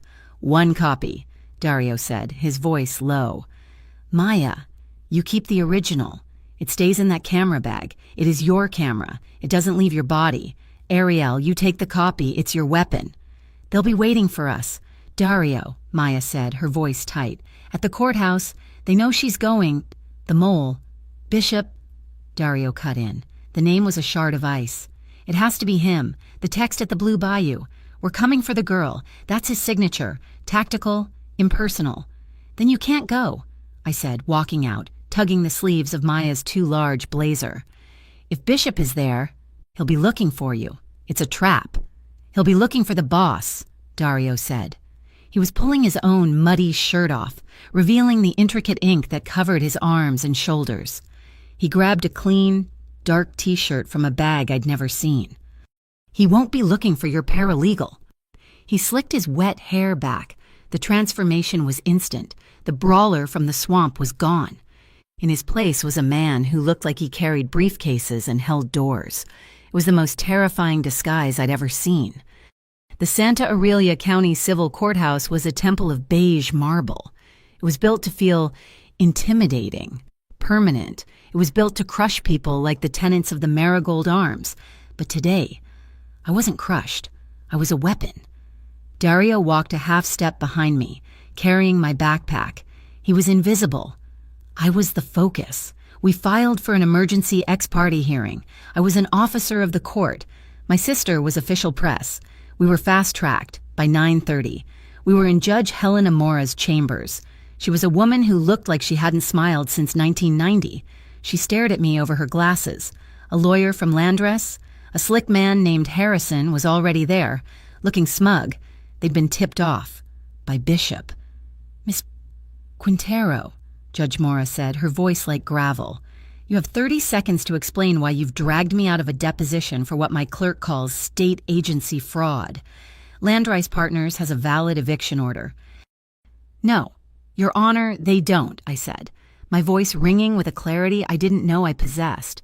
"They have a piece of paper from the Urban Integrity Bureau, a bureau that, according to the Federal Register, does not exist. It has no agency code, no budget, and no jurisdiction. It is a ghost, a fraudulent entity created by Landrise Partners to circumvent state eviction moratoriums." Harrison scoffed. "Your Honor, that's absurd. The UIB is an interagency task force, a public-private partnership. Miss Quintero is just upset she's losing a standard eviction proceeding. Then what is this? Mr. Harrison." I stepped forward and placed the small, black USB copy on the judge's desk. Harrison's smug look faltered. He knew what it was. "That," I said, "is a copy of the UIB's internal records, recovered this morning from a Landress-leased warehouse. It contains the entire schedule to displace 47 buildings.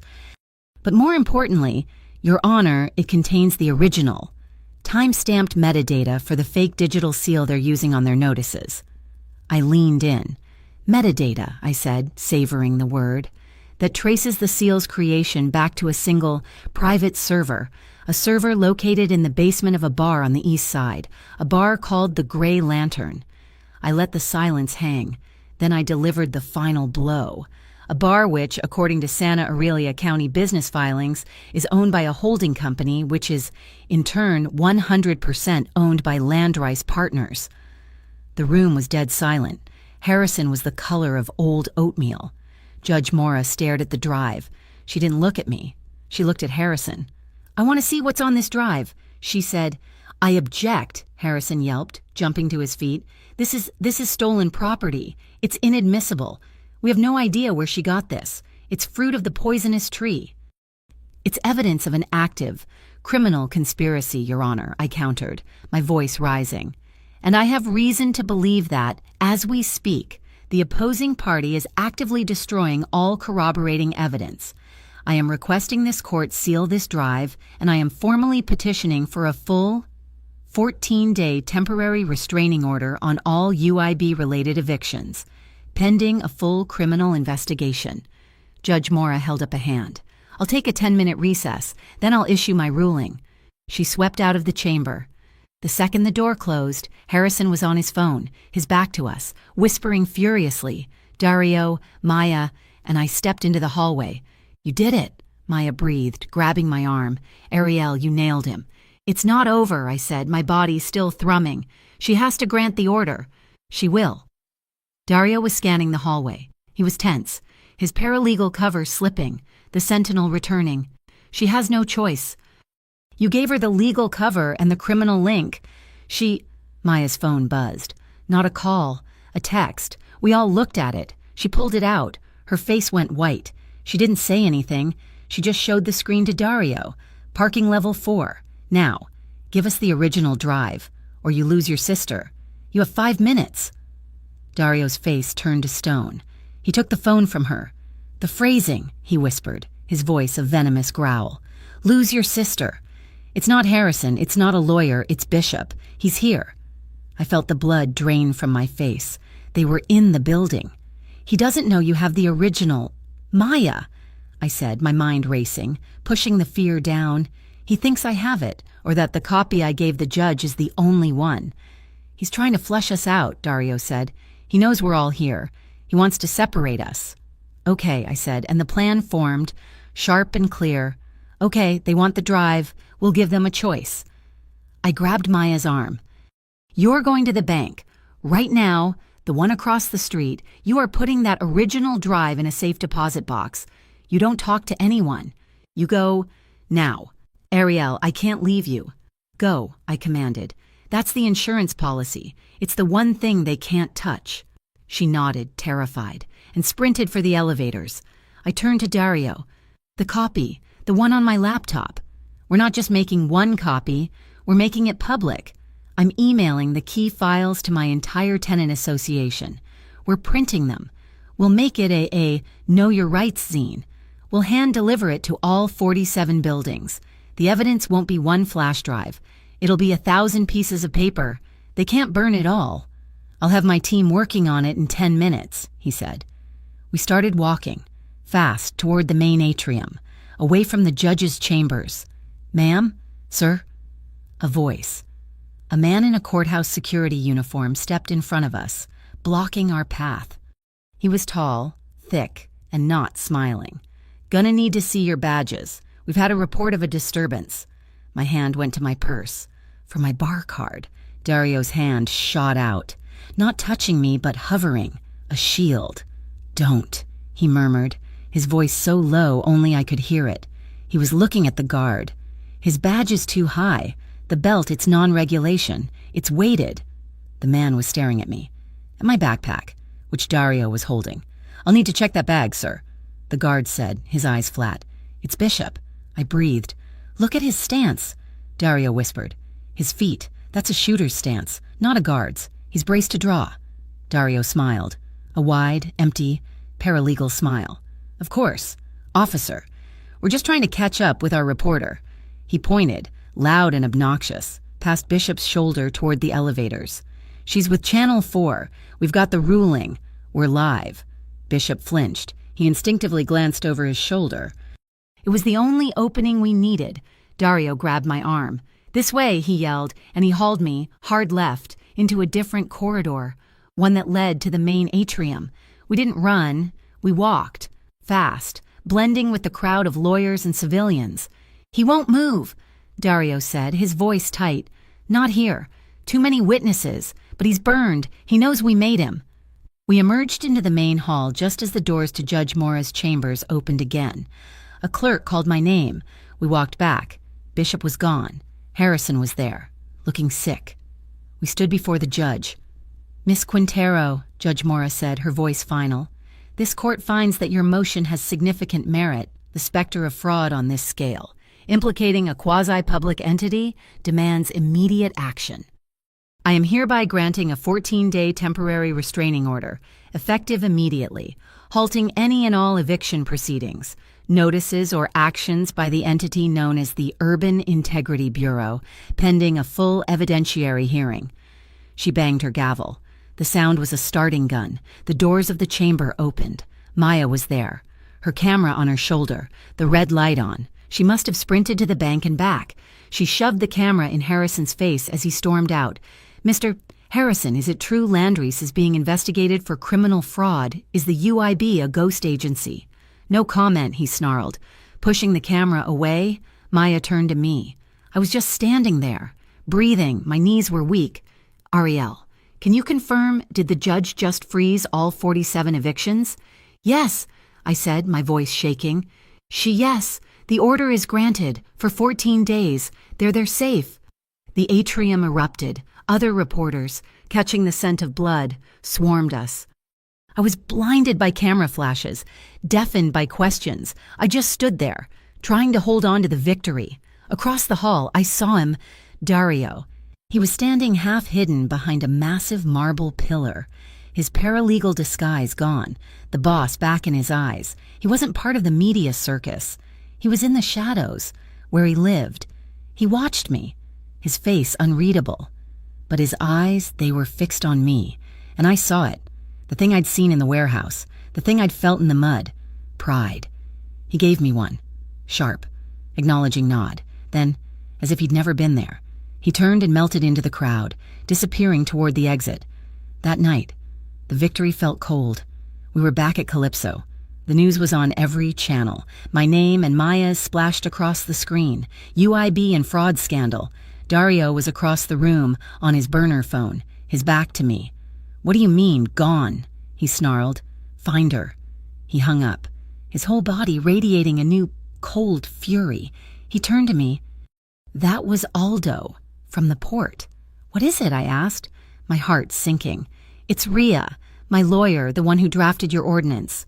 "The mole," I whispered. "I don't know," he said, his jaw tight. "But she's gone. She signed out a company car 2 hours ago. It's off the grid. No, wait." His other phone buzzed. He looked at it.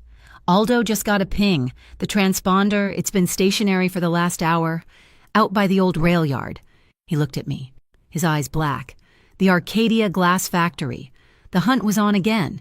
The Arcadia Glass Factory wasn't just abandoned, it was dead.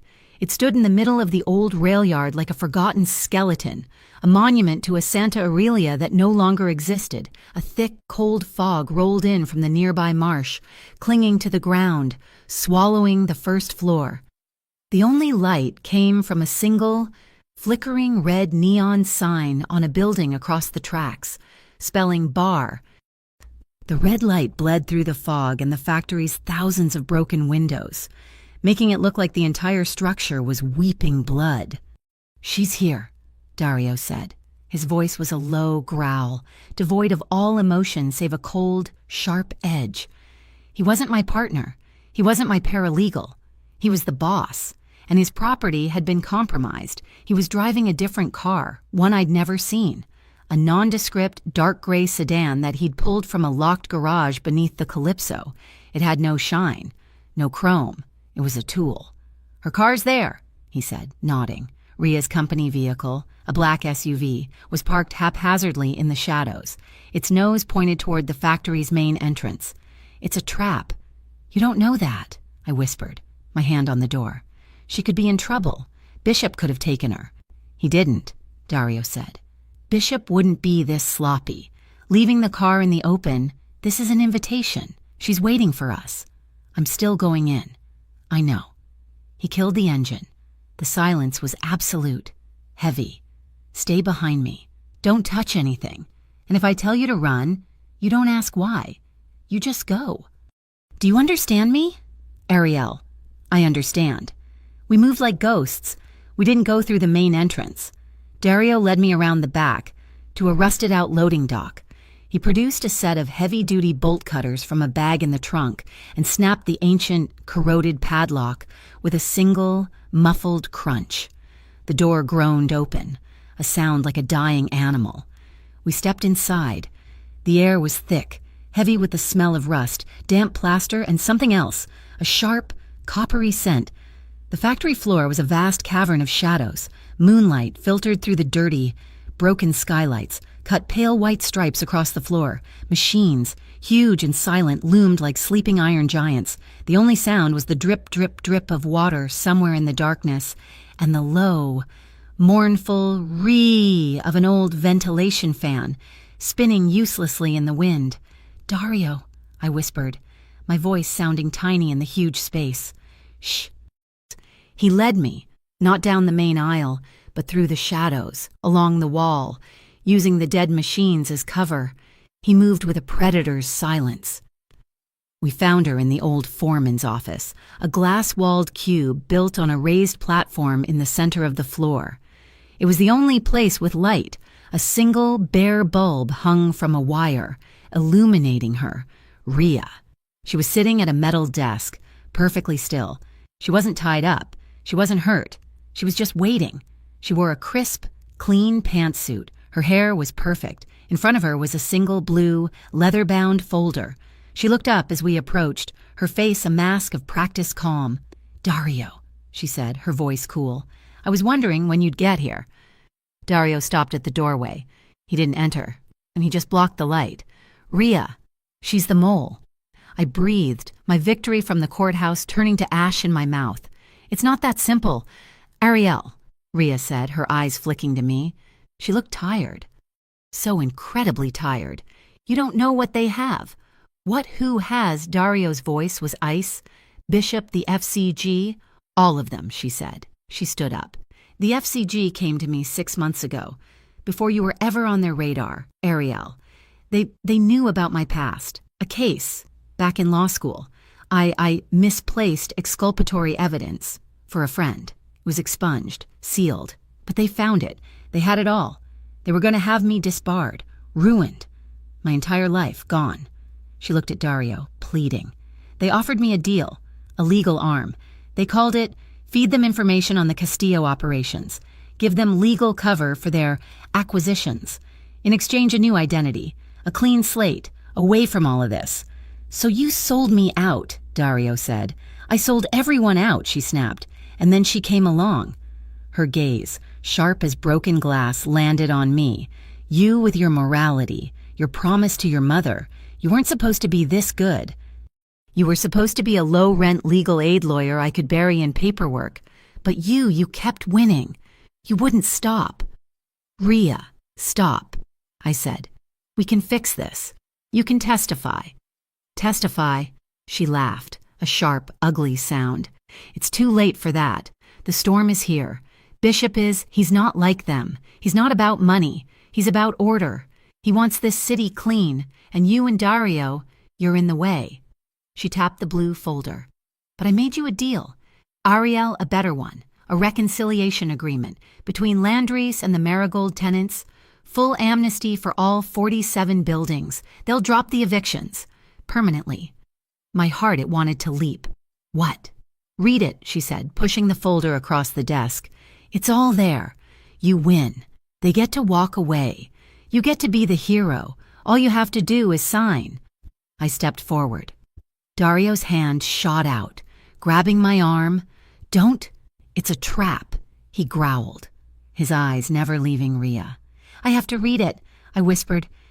I pulled my arm free. I walked to the desk. My hands were shaking. I opened the folder. It was a standard settlement. Whereas, hereby, in perpetuity. It all looked real. I flipped past the first page, the second, and there it was. Page 3, buried in a subclause. "And the tenants hereby agree to recognize the Urban Integrity Bureau as the sole, legitimate, and binding authority for all future municipal-private partnerships." My blood ran cold. "It's not a settlement," I said, my voice hollow. "It's a surrender. This legalizes them. It validates the fake agency. It nullifies my entire victory. It sets a precedent for the next 47 buildings. It saves your clients," Rhea said, her voice hard. "Take the win. Ariel, go home. Be a hero." "No." I slammed the folder shut. "Wrong answer." The voice came from the shadows behind Rhea. The factory lights, dozens of them, flashed on, blinding us, turning the factory floor from a cavern of shadows into a stark, overlit stage. Bishop stepped out. He was in his simple security uniform, the one from the courthouse. He wasn't smiling. He was flanked by 4 rooks, all in black, all holding weapons. They had us. "I was hoping you'd be smart, Ariel," Bishop said, his voice calm, disappointed. "I really was." "Bishop," Dario said. His body had shifted. He was no longer a man. He was a predator, coiled, assessing. "You were my man." "I was." Bishop agreed, "until I saw what a mess you were making. This city, it needs cleansing. The FCG provides that. You're just old world sentiment. You're in the way." "And you," I spat, "you're a fascist, hiding behind a fake government seal." Bishop sighed. "Rhea, you tried. Get out of the way." Dario moved. He didn't charge. He didn't speak. He grabbed my arm and shoved me, hard, out of the glass office, toward the solid steel base of a massive, dead furnace. "Hug the wall," he roared. "Don't move." It wasn't a firefight, it was an execution, a flash of movement. Dario had a weapon. From where? I didn't know. The sound was deafening in the enclosed space. Not a boom, but a sharp, cracking pop, pop, pop. But he wasn't shooting at them. The first shot hit the main junction box on the wall. The factory lights, the ones Bishop had just turned on, exploded in a shower of sparks. We were plunged back into the strobing. Bloody light of the bar sign. Chaos. "Spread out, find them," Bishop roared. Ping Dario's next shot. It hit a high-voltage conduit. A massive, blue-white arc of electricity flashed, blinding us all, showering the floor in sparks. The rooks were firing blind, their shots thudding into the metal machinery around us. Thwack, thwack! "This way." Dario grabbed me, pulling me along the wall, using the shadows. A rook stepped around a pillar. We were face to face. Dario didn't shoot him. He slammed his shoulder into the man, a pure, brutal tackle. And we were past him. "We're pinned," Dario growled. Two rooks were on a catwalk above us, their flashlights cutting beams through the misty air. I looked around, frantic. My eyes landed on a workbench. Cans, dozens of cans of paint, primer, thinner. The glass factory's old maintenance stock. I didn't think. I grabbed a can. "Azure blue."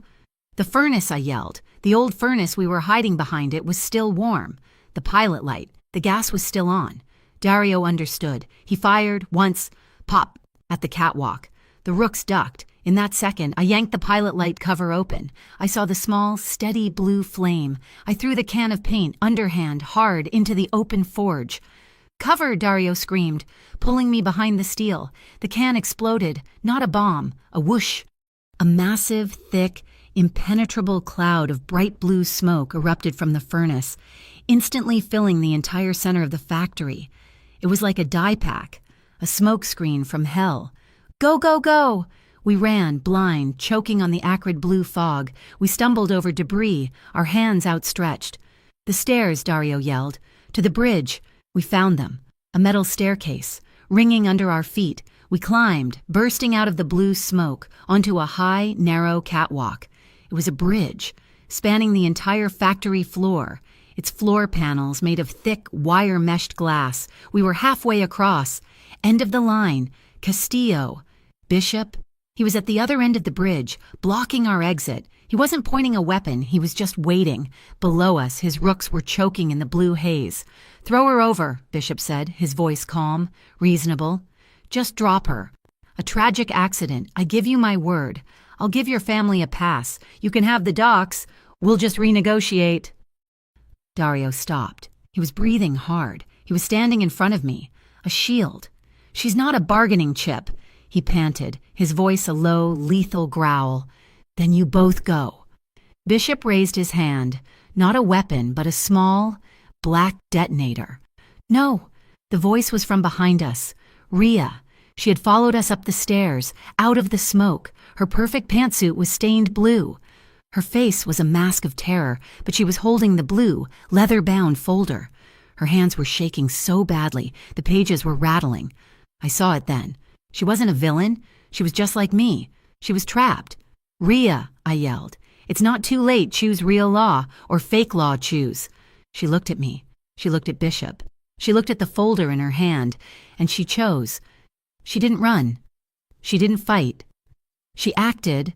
"The gray lantern," she screamed. She threw something, not the folder, but a small plastic card, a key card. It skittered across the glass bridge, stopping at my feet. "It's the root server." "The master password is on the back, go," Bishop snarled. It was the first time I'd seen him lose his composure. He lunged, not at us, but at her. "You stupid," he pressed the button. Crack. It wasn't a bomb. It was a cutter charge. A sharp, precise explosion on the steel support under the bridge, right where Rhea was standing. The glass beneath her feet didn't just break. It vanished. She was just gone. No scream. Just gone. And the bridge was collapsing.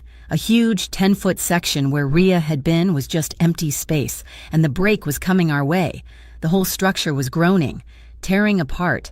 I didn't have time to scream. "Dario." He spun. Saw the glass panels tilting, shattering. He didn't try to outrun it. He grabbed me. "Hold on." His arm, a steel cable, locked around my waist. He didn't run. He jumped. He pulled me tight, his body twisting, putting himself between me and the floor, and we fell. It wasn't a long fall, maybe 15 feet. But it felt like forever. We hit hard. We landed on a massive pile of old fire-retardant insulation, thick bales of it left for a renovation that never happened. It was a soft landing, but it still punched the air from my body. We rolled, tumbling, a tangle of limbs and mud and blue soot. I ended up on my back, Dario half on top of me, the same way we'd been in the swamp, in the mud. He was a dead weight, his body shielding mine. Above us, a shower of red and orange sparks from the severed electrical cables rained down, drifting through the blue smoke like dying stars. The factory was filled with the groans of dying metal. Dario pushed up, his arms shaking with the effort. His face was inches from mine, smeared with soot, streaked with blue paint. He was breathing. Harsh, ragged gasps. We just stared. His eyes, they weren't the boss's. They weren't the paralegals. They were just his. And they were terrified. And they were focused entirely, completely on me. The world was ending around us. The building was coming down. Bishop was still up there. And none of it mattered. I saw it in his eyes, the same thing he was seeing in mine. It wasn't just a truce. It wasn't just a debt. It wasn't just an alliance. This was it. The love I hadn't let myself name it was there. And it was all that was left. We ran. We didn't look back. We didn't wait to see if Bishop or his rooks were coming. We scrambled out of the insulation, through the blue-black haze, and burst out of the factory's broken loading dock, disappearing into the cold, foggy night. Dario's gray sedan was where we left it. We piled in, the smell of acrid smoke, soot, and burnt paint filling the small space. He drove, his hands white on the steering wheel. He didn't speak. I just sat there, my entire body one giant, screaming bruise. I was covered in glass dust. It was in my hair, on my skin, and it glittered in the dashboard lights. Rhea was gone. She had chosen. She had chosen me. She had chosen the law, and Bishop had erased her for it. I held the key card she'd thrown. It was a simple, white plastic card, just like the one Frank the foreman had used, but on the back, in Rhea's neat, precise handwriting, was a string of 16 alphanumeric characters. The master password. She had died to give me this. The drive back to Calypso was a blur of silence and streetlights. When the heavy metal door of the warehouse rolled shut behind us, sealing us in, it was the first time I'd breathed in an hour. Dario killed the engine. We just sat there, in the dark, in the quiet. For a full minute, the only sound was the tink-tink-tink of the cooling engine. "Ariel," he said. His voice was a rasp, raw from the smoke. "I know," I whispered. We got out of the car. The warehouse was just as we'd left it. The vast, cavernous space was dark, the huge canvases on the wall just looming shadows. But he had left a single string of yellow, festive-looking cafe lights on, the ones that snaked around the beams in the small lounge area. They cast a warm, golden, insufficient glow. We stood in that pool of light, just looking at each other. We were a nightmare. My borrowed blazer was ripped at the shoulder. My face was streaked with blue paint and black soot. Dario's dark shirt was plastered to his chest, wet with God knows what, and there was a long, bleeding gash on his forearm where a piece of glass had tagged him. He looked at the cut, then at me. You're covered in—" He reached out, his fingers hesitant, and brushed my cheek. His thumb came away black. "So are you," I whispered. "We needed to clean up. We needed to plan. We needed to—" The weight of the night of the last 24 hours came crashing down. My knees buckled. The key card fell from my numb fingers. Dario caught me. He didn't just grab my arm. He moved, his arms encircling me, pulling me against his chest as my legs gave out. I was holding him up. He was holding me up. "I've got you," he murmured into my hair. "I've got you." "She's dead, Dario," I choked out, the sob ripping from my chest.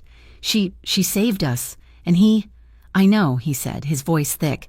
"I know." He held me for a long time, just letting me shake. He was a solid, warm wall in the middle of my collapsing world. Finally, he pulled back. "You're freezing and you're covered in glass. We have to clean up." He pointed to a tall, wooden privacy screen in the corner, the kind artists use. There's a bathroom back there. Shower, I keep spare clothes, t-shirts, sweatpants. They'll be too big, but they're clean." He went to a duffel bag under the desk, pulled out a gray t-shirt and a pair of black sweatpants, and handed them to me. "Go," he said. "I'll clean this." He gestured to his arm. I went behind the screen. The hot water was a shock, a miracle. I watched the water circle the drain, turning gray, then blue, then black. I scrubbed my skin until it was raw, trying to wash off the factory, the fear, the smell of the fire. When I stepped out, wrapped in a towel, Dario was gone. I put on the clothes. The sweatpants were huge. I had to roll the waistband twice. The t-shirt hung down to my knees, but it was soft, clean and warm. It smelled like him, cedar and soap. I stepped out from behind the screen. He was standing by the window, his back to me. He had also changed. He was in a clean black t-shirt, his hair wet, slicked back. The gash on his arm was gone, covered by a neat white bandage. He heard me. He turned. He just looked at me. His eyes roamed my face, my hair, my body swimming in his clothes. The air was thick, humming with everything we weren't saying. "Ariel," he started, his voice a low rasp. "What happened back there? When we fell, he was asking for permission after everything. After the bridge, after the fire, after the kiss in the mud. He was still asking." I walked toward him. I didn't stop until I was standing right in front of him. I put one finger on his lips. "Shh," I whispered. Don't talk." I didn't need to ask. I knew. He knew. I rose up on my toes. I put my hands on his shoulders, and I kissed him. He was so still for a second. A man carved from marble, shocked into silence. Then he responded. His hands came up, gentle, hesitant, and framed my face. His thumbs, slightly rough, brushed my cheekbones. The kiss wasn't like the one in the swamp, not desperate or frantic. This was slow. It was deep. It was a conversation. It was, "I thought I'd lost you, and you're here, and you're safe." His lips were soft, warm, and sure.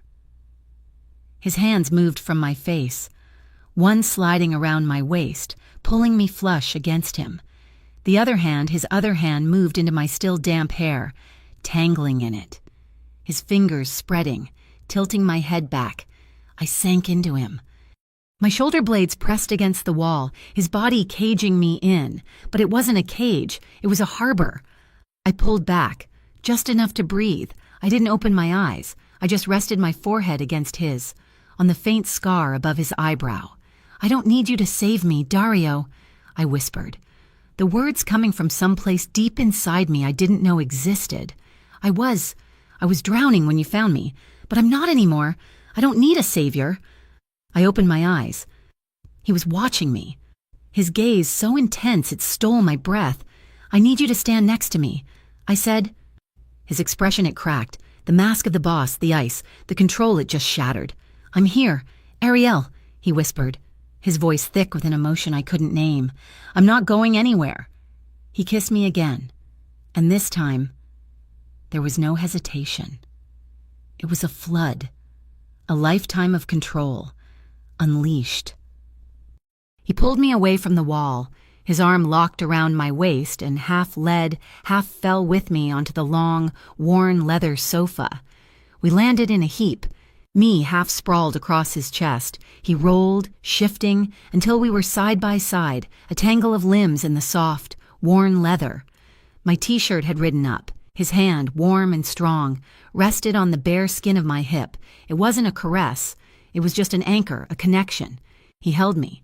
I put my head on his chest, right over his heart, and I just listened. Thump, thump, thump, thump. The steadiest sound in the world. My own frantic heartbeat began to slow, to match his. His hand stroked my hair, over and over, a slow, rhythmic, calming motion. My hand came up to rest on his chest, my fingers spreading over the solid muscle. He was real. He was warm. We were alive. I felt his lips, a feather-light press, on the top of my head. "I thought," he started, his voice a rumble beneath my ear. "When Bishop hit the button. When I saw the bridge go, I thought I was too late." "You weren't," I murmured. my voice muffled by his shirt. "You jumped. You threw the paint." A small, shaky laugh escaped him. It was a beautiful, broken sound. We're a hell of a team, aren't we?" "Yeah," I whispered, a smile touching my lips for the first time. "We are." The rain started again, a gentle, steady drumming on the high warehouse roof. It was a counter-rhythm to the beat of his heart. We lay there, in the golden light, just breathing.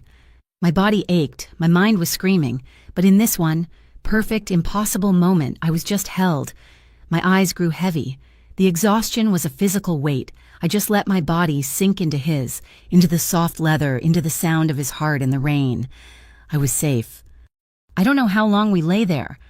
An hour, maybe 2. When I opened my eyes, the light was the same. He hadn't moved. His arm was still around me, his hand still in my hair. He was watching me. "Hi," I whispered. "Hi," he rumbled. The spell was broken. The world came rushing back. "Rhea," I said, sitting up. The t-shirt fell to my thighs. "The key card, the gray lantern."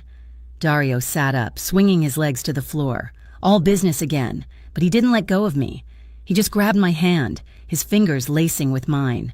"The server, it's the master copy. It's not just the UIB, it's everything, the FCG, the money laundering, the city contracts, it's Bishop's entire operation. Bishop doesn't know we have it," I said, my mind racing. "He thinks Rhea is dead, and the card is buried in the rubble. Which gives us maybe 12 hours, Dario finished, before he realizes we're not in that factory, before he realizes the card is gone." We were whispering now, plotting. Exhausted, huddled on the sofa, our hands locked together. "The Aurelius Hotel," I said, the name clicking. "I saw it on the news. Landry's is having a gala. Tomorrow night, they're signing the new city revitalization contract. It's a media event. It's the FCG. It's the next phase. They're signing it in public," Dario said. A slow, dangerous smile spreading across his face. "In front of the press. So we give the press something better to look at," I said, the plan forming, sharp and bright. "Rhea's password, the gray lantern server." "My tech team," Dario said, his thumb rubbing the back of my hand. "They're the best. They can use that password to access the server. They can break the FCG's firewalls. They can download everything." "And I said, "will have the class action lawsuit ready. Not just an injunction, the real thing. Racketeering, conspiracy, fraud. I'll name Landress. I'll name the FCG. I'll name Bishop." "We'll time it," he said, his eyes bright. The exact moment Harrison, the CEO of Landry's, steps up to the podium to sign, my team hits send. The files go to every news desk in this city, every blogger, every federal agency, and you walk in. I serve him the lawsuit right at the podium. I breathed. "It's a kill shot," he said. "It's the law." We were both smiling. It was the end. I looked at him, my smile fading. "Dario, when I file your name, the Castillo family, you've been on the edge of all of this, the docs, the money." "I know," he said, his face serious. "Keep your name out of it," I said. "This has to be clean. The case, it has to be me. The law, no ghosts, no shadows." He looked at our joined hands. "We keep each other safe," he said, his voice low. "Our own way. My name stays clean for you, and your case, it stays clean. For everyone else." He squeezed my hand. "It's a deal." Bzzz-it. Bzzz-it. The sound was an intrusion, a violation, the burner phone, the one on the desk, 10 feet away. We both froze. A new text message had lit up the screen. Dario let go of my hand, stood, and walked over to it. He read it. His entire body went rigid. "What?" I said, standing up. "Dario, what is it?" He didn't speak. He just turned the phone so I could see the screen. One line of text, from an unknown number. "Tomorrow, 9 p.m. The Aurelius Hotel. Come alone." The grand ballroom of the Aurelius Hotel was a monument to denial. It was all gold leaf, soaring ceilings and crystal chandeliers that dripped light onto a sea of expensive, smiling faces. They were toasting their own victory.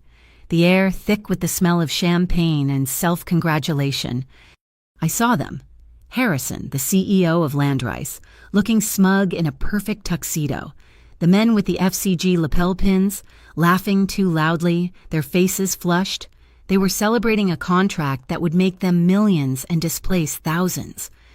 The media was, as predicted, kept outside. A velvet rope in the lobby held back a small, frustrated gaggle of reporters. Maya was among them, her camera on her shoulder, her face a mask of professional patience. She was waiting. I walked past the rope. My name was on the list. Ariel Quintero, Esquire, counsel for the Marigold Arms Tenant Association. I was here to observe the signing. I wore my one good black suit, the blazer Maya had lent me, my hair pulled back in a severe bun.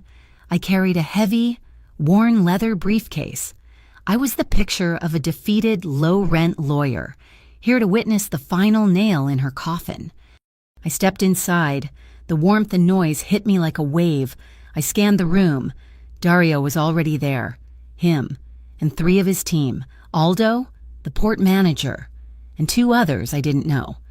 They were all dressed in black polo shirts with the Aurelius AV logo embroidered on the chest. They were invisible. They were checking microphones, adjusting cables on the huge LED screen that served as the stage's backdrop. Dario was at the main soundboard, his back to the room. He didn't look at me. He didn't have to. I could feel him, a point of calm, coiled energy in the center of the chaos. I scanned the upper level, the mezzanine, and I saw him, Bishop. He wasn't in uniform. He wore a crisp, black waiter's tuxedo. He was holding a silver tray, but he wasn't serving drinks. His eyes, cold and assessing, were sweeping the crowd. He wasn't looking for me. He was looking for Dario. He was hunting for the boss, expecting a dramatic entrance, a last-minute, violent play. He never even glanced at the tech guy hunched over the soundboard. I took my position against the far wall. I was just another shadow. I checked my watch. 8:57 p.m. At 8:58, Harrison stepped up to the podium, his face beaming. The crowd applauded. Behind him, the massive screen showed the interlocking logos of Landrice Partners and the fraudulent Federal Commerce Guard. Thank you, he said, spreading his arms. Tonight, we don't just sign a contract. We sign a new future for Santa Aurelia. A partnership in prosperity, a cleaner, stronger, more integrated. He never finished the word. It was 8:59 p.m. The screen behind him flickered. Harrison paused, annoyed. The logos vanished, replaced by a black screen. Then, by Maya's face. We interrupt this celebration. Her voice boomed, sharp and clear over the hotel's perfect sound system. For a special report on the future of Santa Aurelia. Harrison's face went white. What is this? Turn it off. Turn that off. Maya's face was replaced by the documents, the forged UIB seal, the metadata from the Gray Lantern server, the map of all 47 buildings, a long lens, grainy photo of the rooks at the Blue Bayou just before the fire. The room exploded. It's a sham, someone yelled. Fraud, I saw the man with the silver beard, the lead FCG official, rip the pin from his lapel. He wasn't a politician, and he was an actor, and he was running for the kitchen exit. "Shut it down," Bishop roared. The screen dissolved into static, a high-pitched, painful squeal filling the ballroom. Bishop was on the mezzanine, at a secondary control panel, jamming the signal. He was furious, his cover blown, and Dario was moving. He ripped off the AV polo shirt, tossing it aside. He was in his black t-shirt, the ink on his arms stark in the chaotic, flashing lights. He didn't take the stairs. He grabbed a piece of decorative trellis, swung himself up, and was on the lighting rig, a web of steel and cables that ran directly to the mezzanine. He moved with a silent, terrifying grace. Bishop looked up. He saw him. The 2 predators, finally unmasked, while every eye in the room was on the static screen or the man climbing the scaffolding. I moved. I walked out of the shadow. I walked up the side steps to the stage. Harrison was still there, purple-faced, smashing his fist on the podium. I walked right up to the microphone. The squeal of static stopped. Dario's team, at the main board, had cut Bishop's feed. My tap on the mic was a cannon shot in the sudden silence. Thump, thump, the entire ballroom turned to look at me. "Mr. Harrison," I said. My voice was calm. It was cold. It didn't shake. "My name is Ariel Quintero. I'm an attorney with the El Camino Community Legal Center." I reached into my briefcase. I pulled out the lawsuit, 200 pages of pure legal fact. And on behalf of the 75 families of the Marigold Arms and the residents of 47 other buildings your companies are illegally attempting to displace, you are being served. I held up the document. This is a class action lawsuit filed 1 hour ago in Santa Aurelia Superior Court.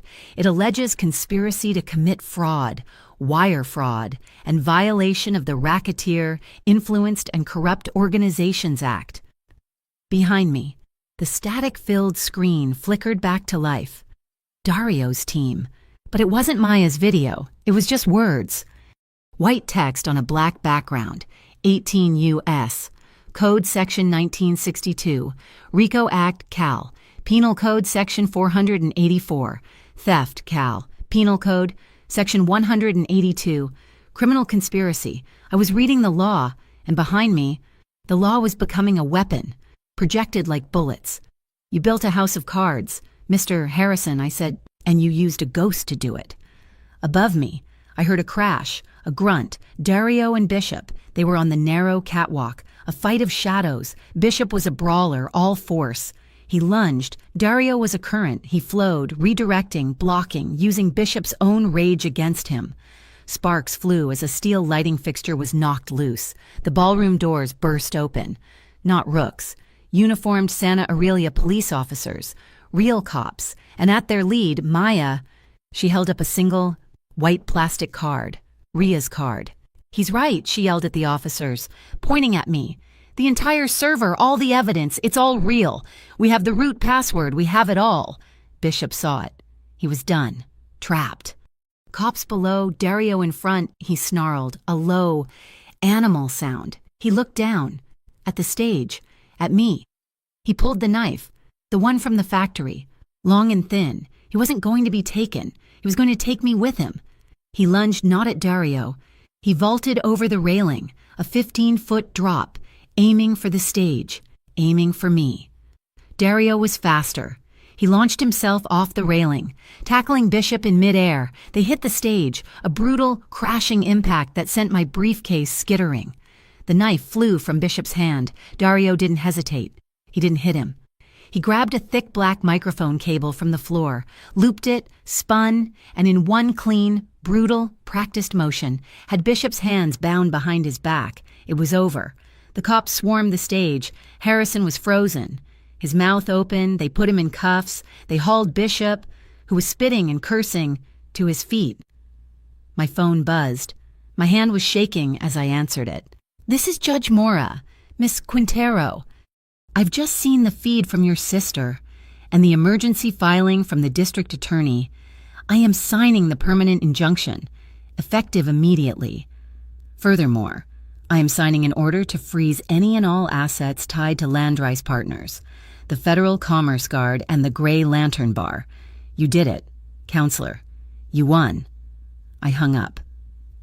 The ballroom was a sea of flashing blue and red lights. Dario stepped down from the stage. He was breathing hard, a cut on his cheek. He ignored the police, ignored the cameras. He walked over to where my black blazer had fallen, picking it up. He walked over to me. He stood there for a moment, the ink on his arms dark in the police lights. He draped the blazer over my shoulders. A small, real, actual smile touched his lips. "My coat looked better on you," he said, his voice a low rumble. "But I think your blazer, it suits me more." I was outside. The air was cold, clean. The tenants were there. Dozens of them, misses, crews. They were crying, cheering, hugging me, hugging each other. Maya ran to me and I held her, my face buried in her shoulder. It was over. We were safe. I looked up, across the street, in the shadow of an alcove. He was standing. Dario. Leaning against his car, arms crossed. He was letting me have this. He was letting me have the light.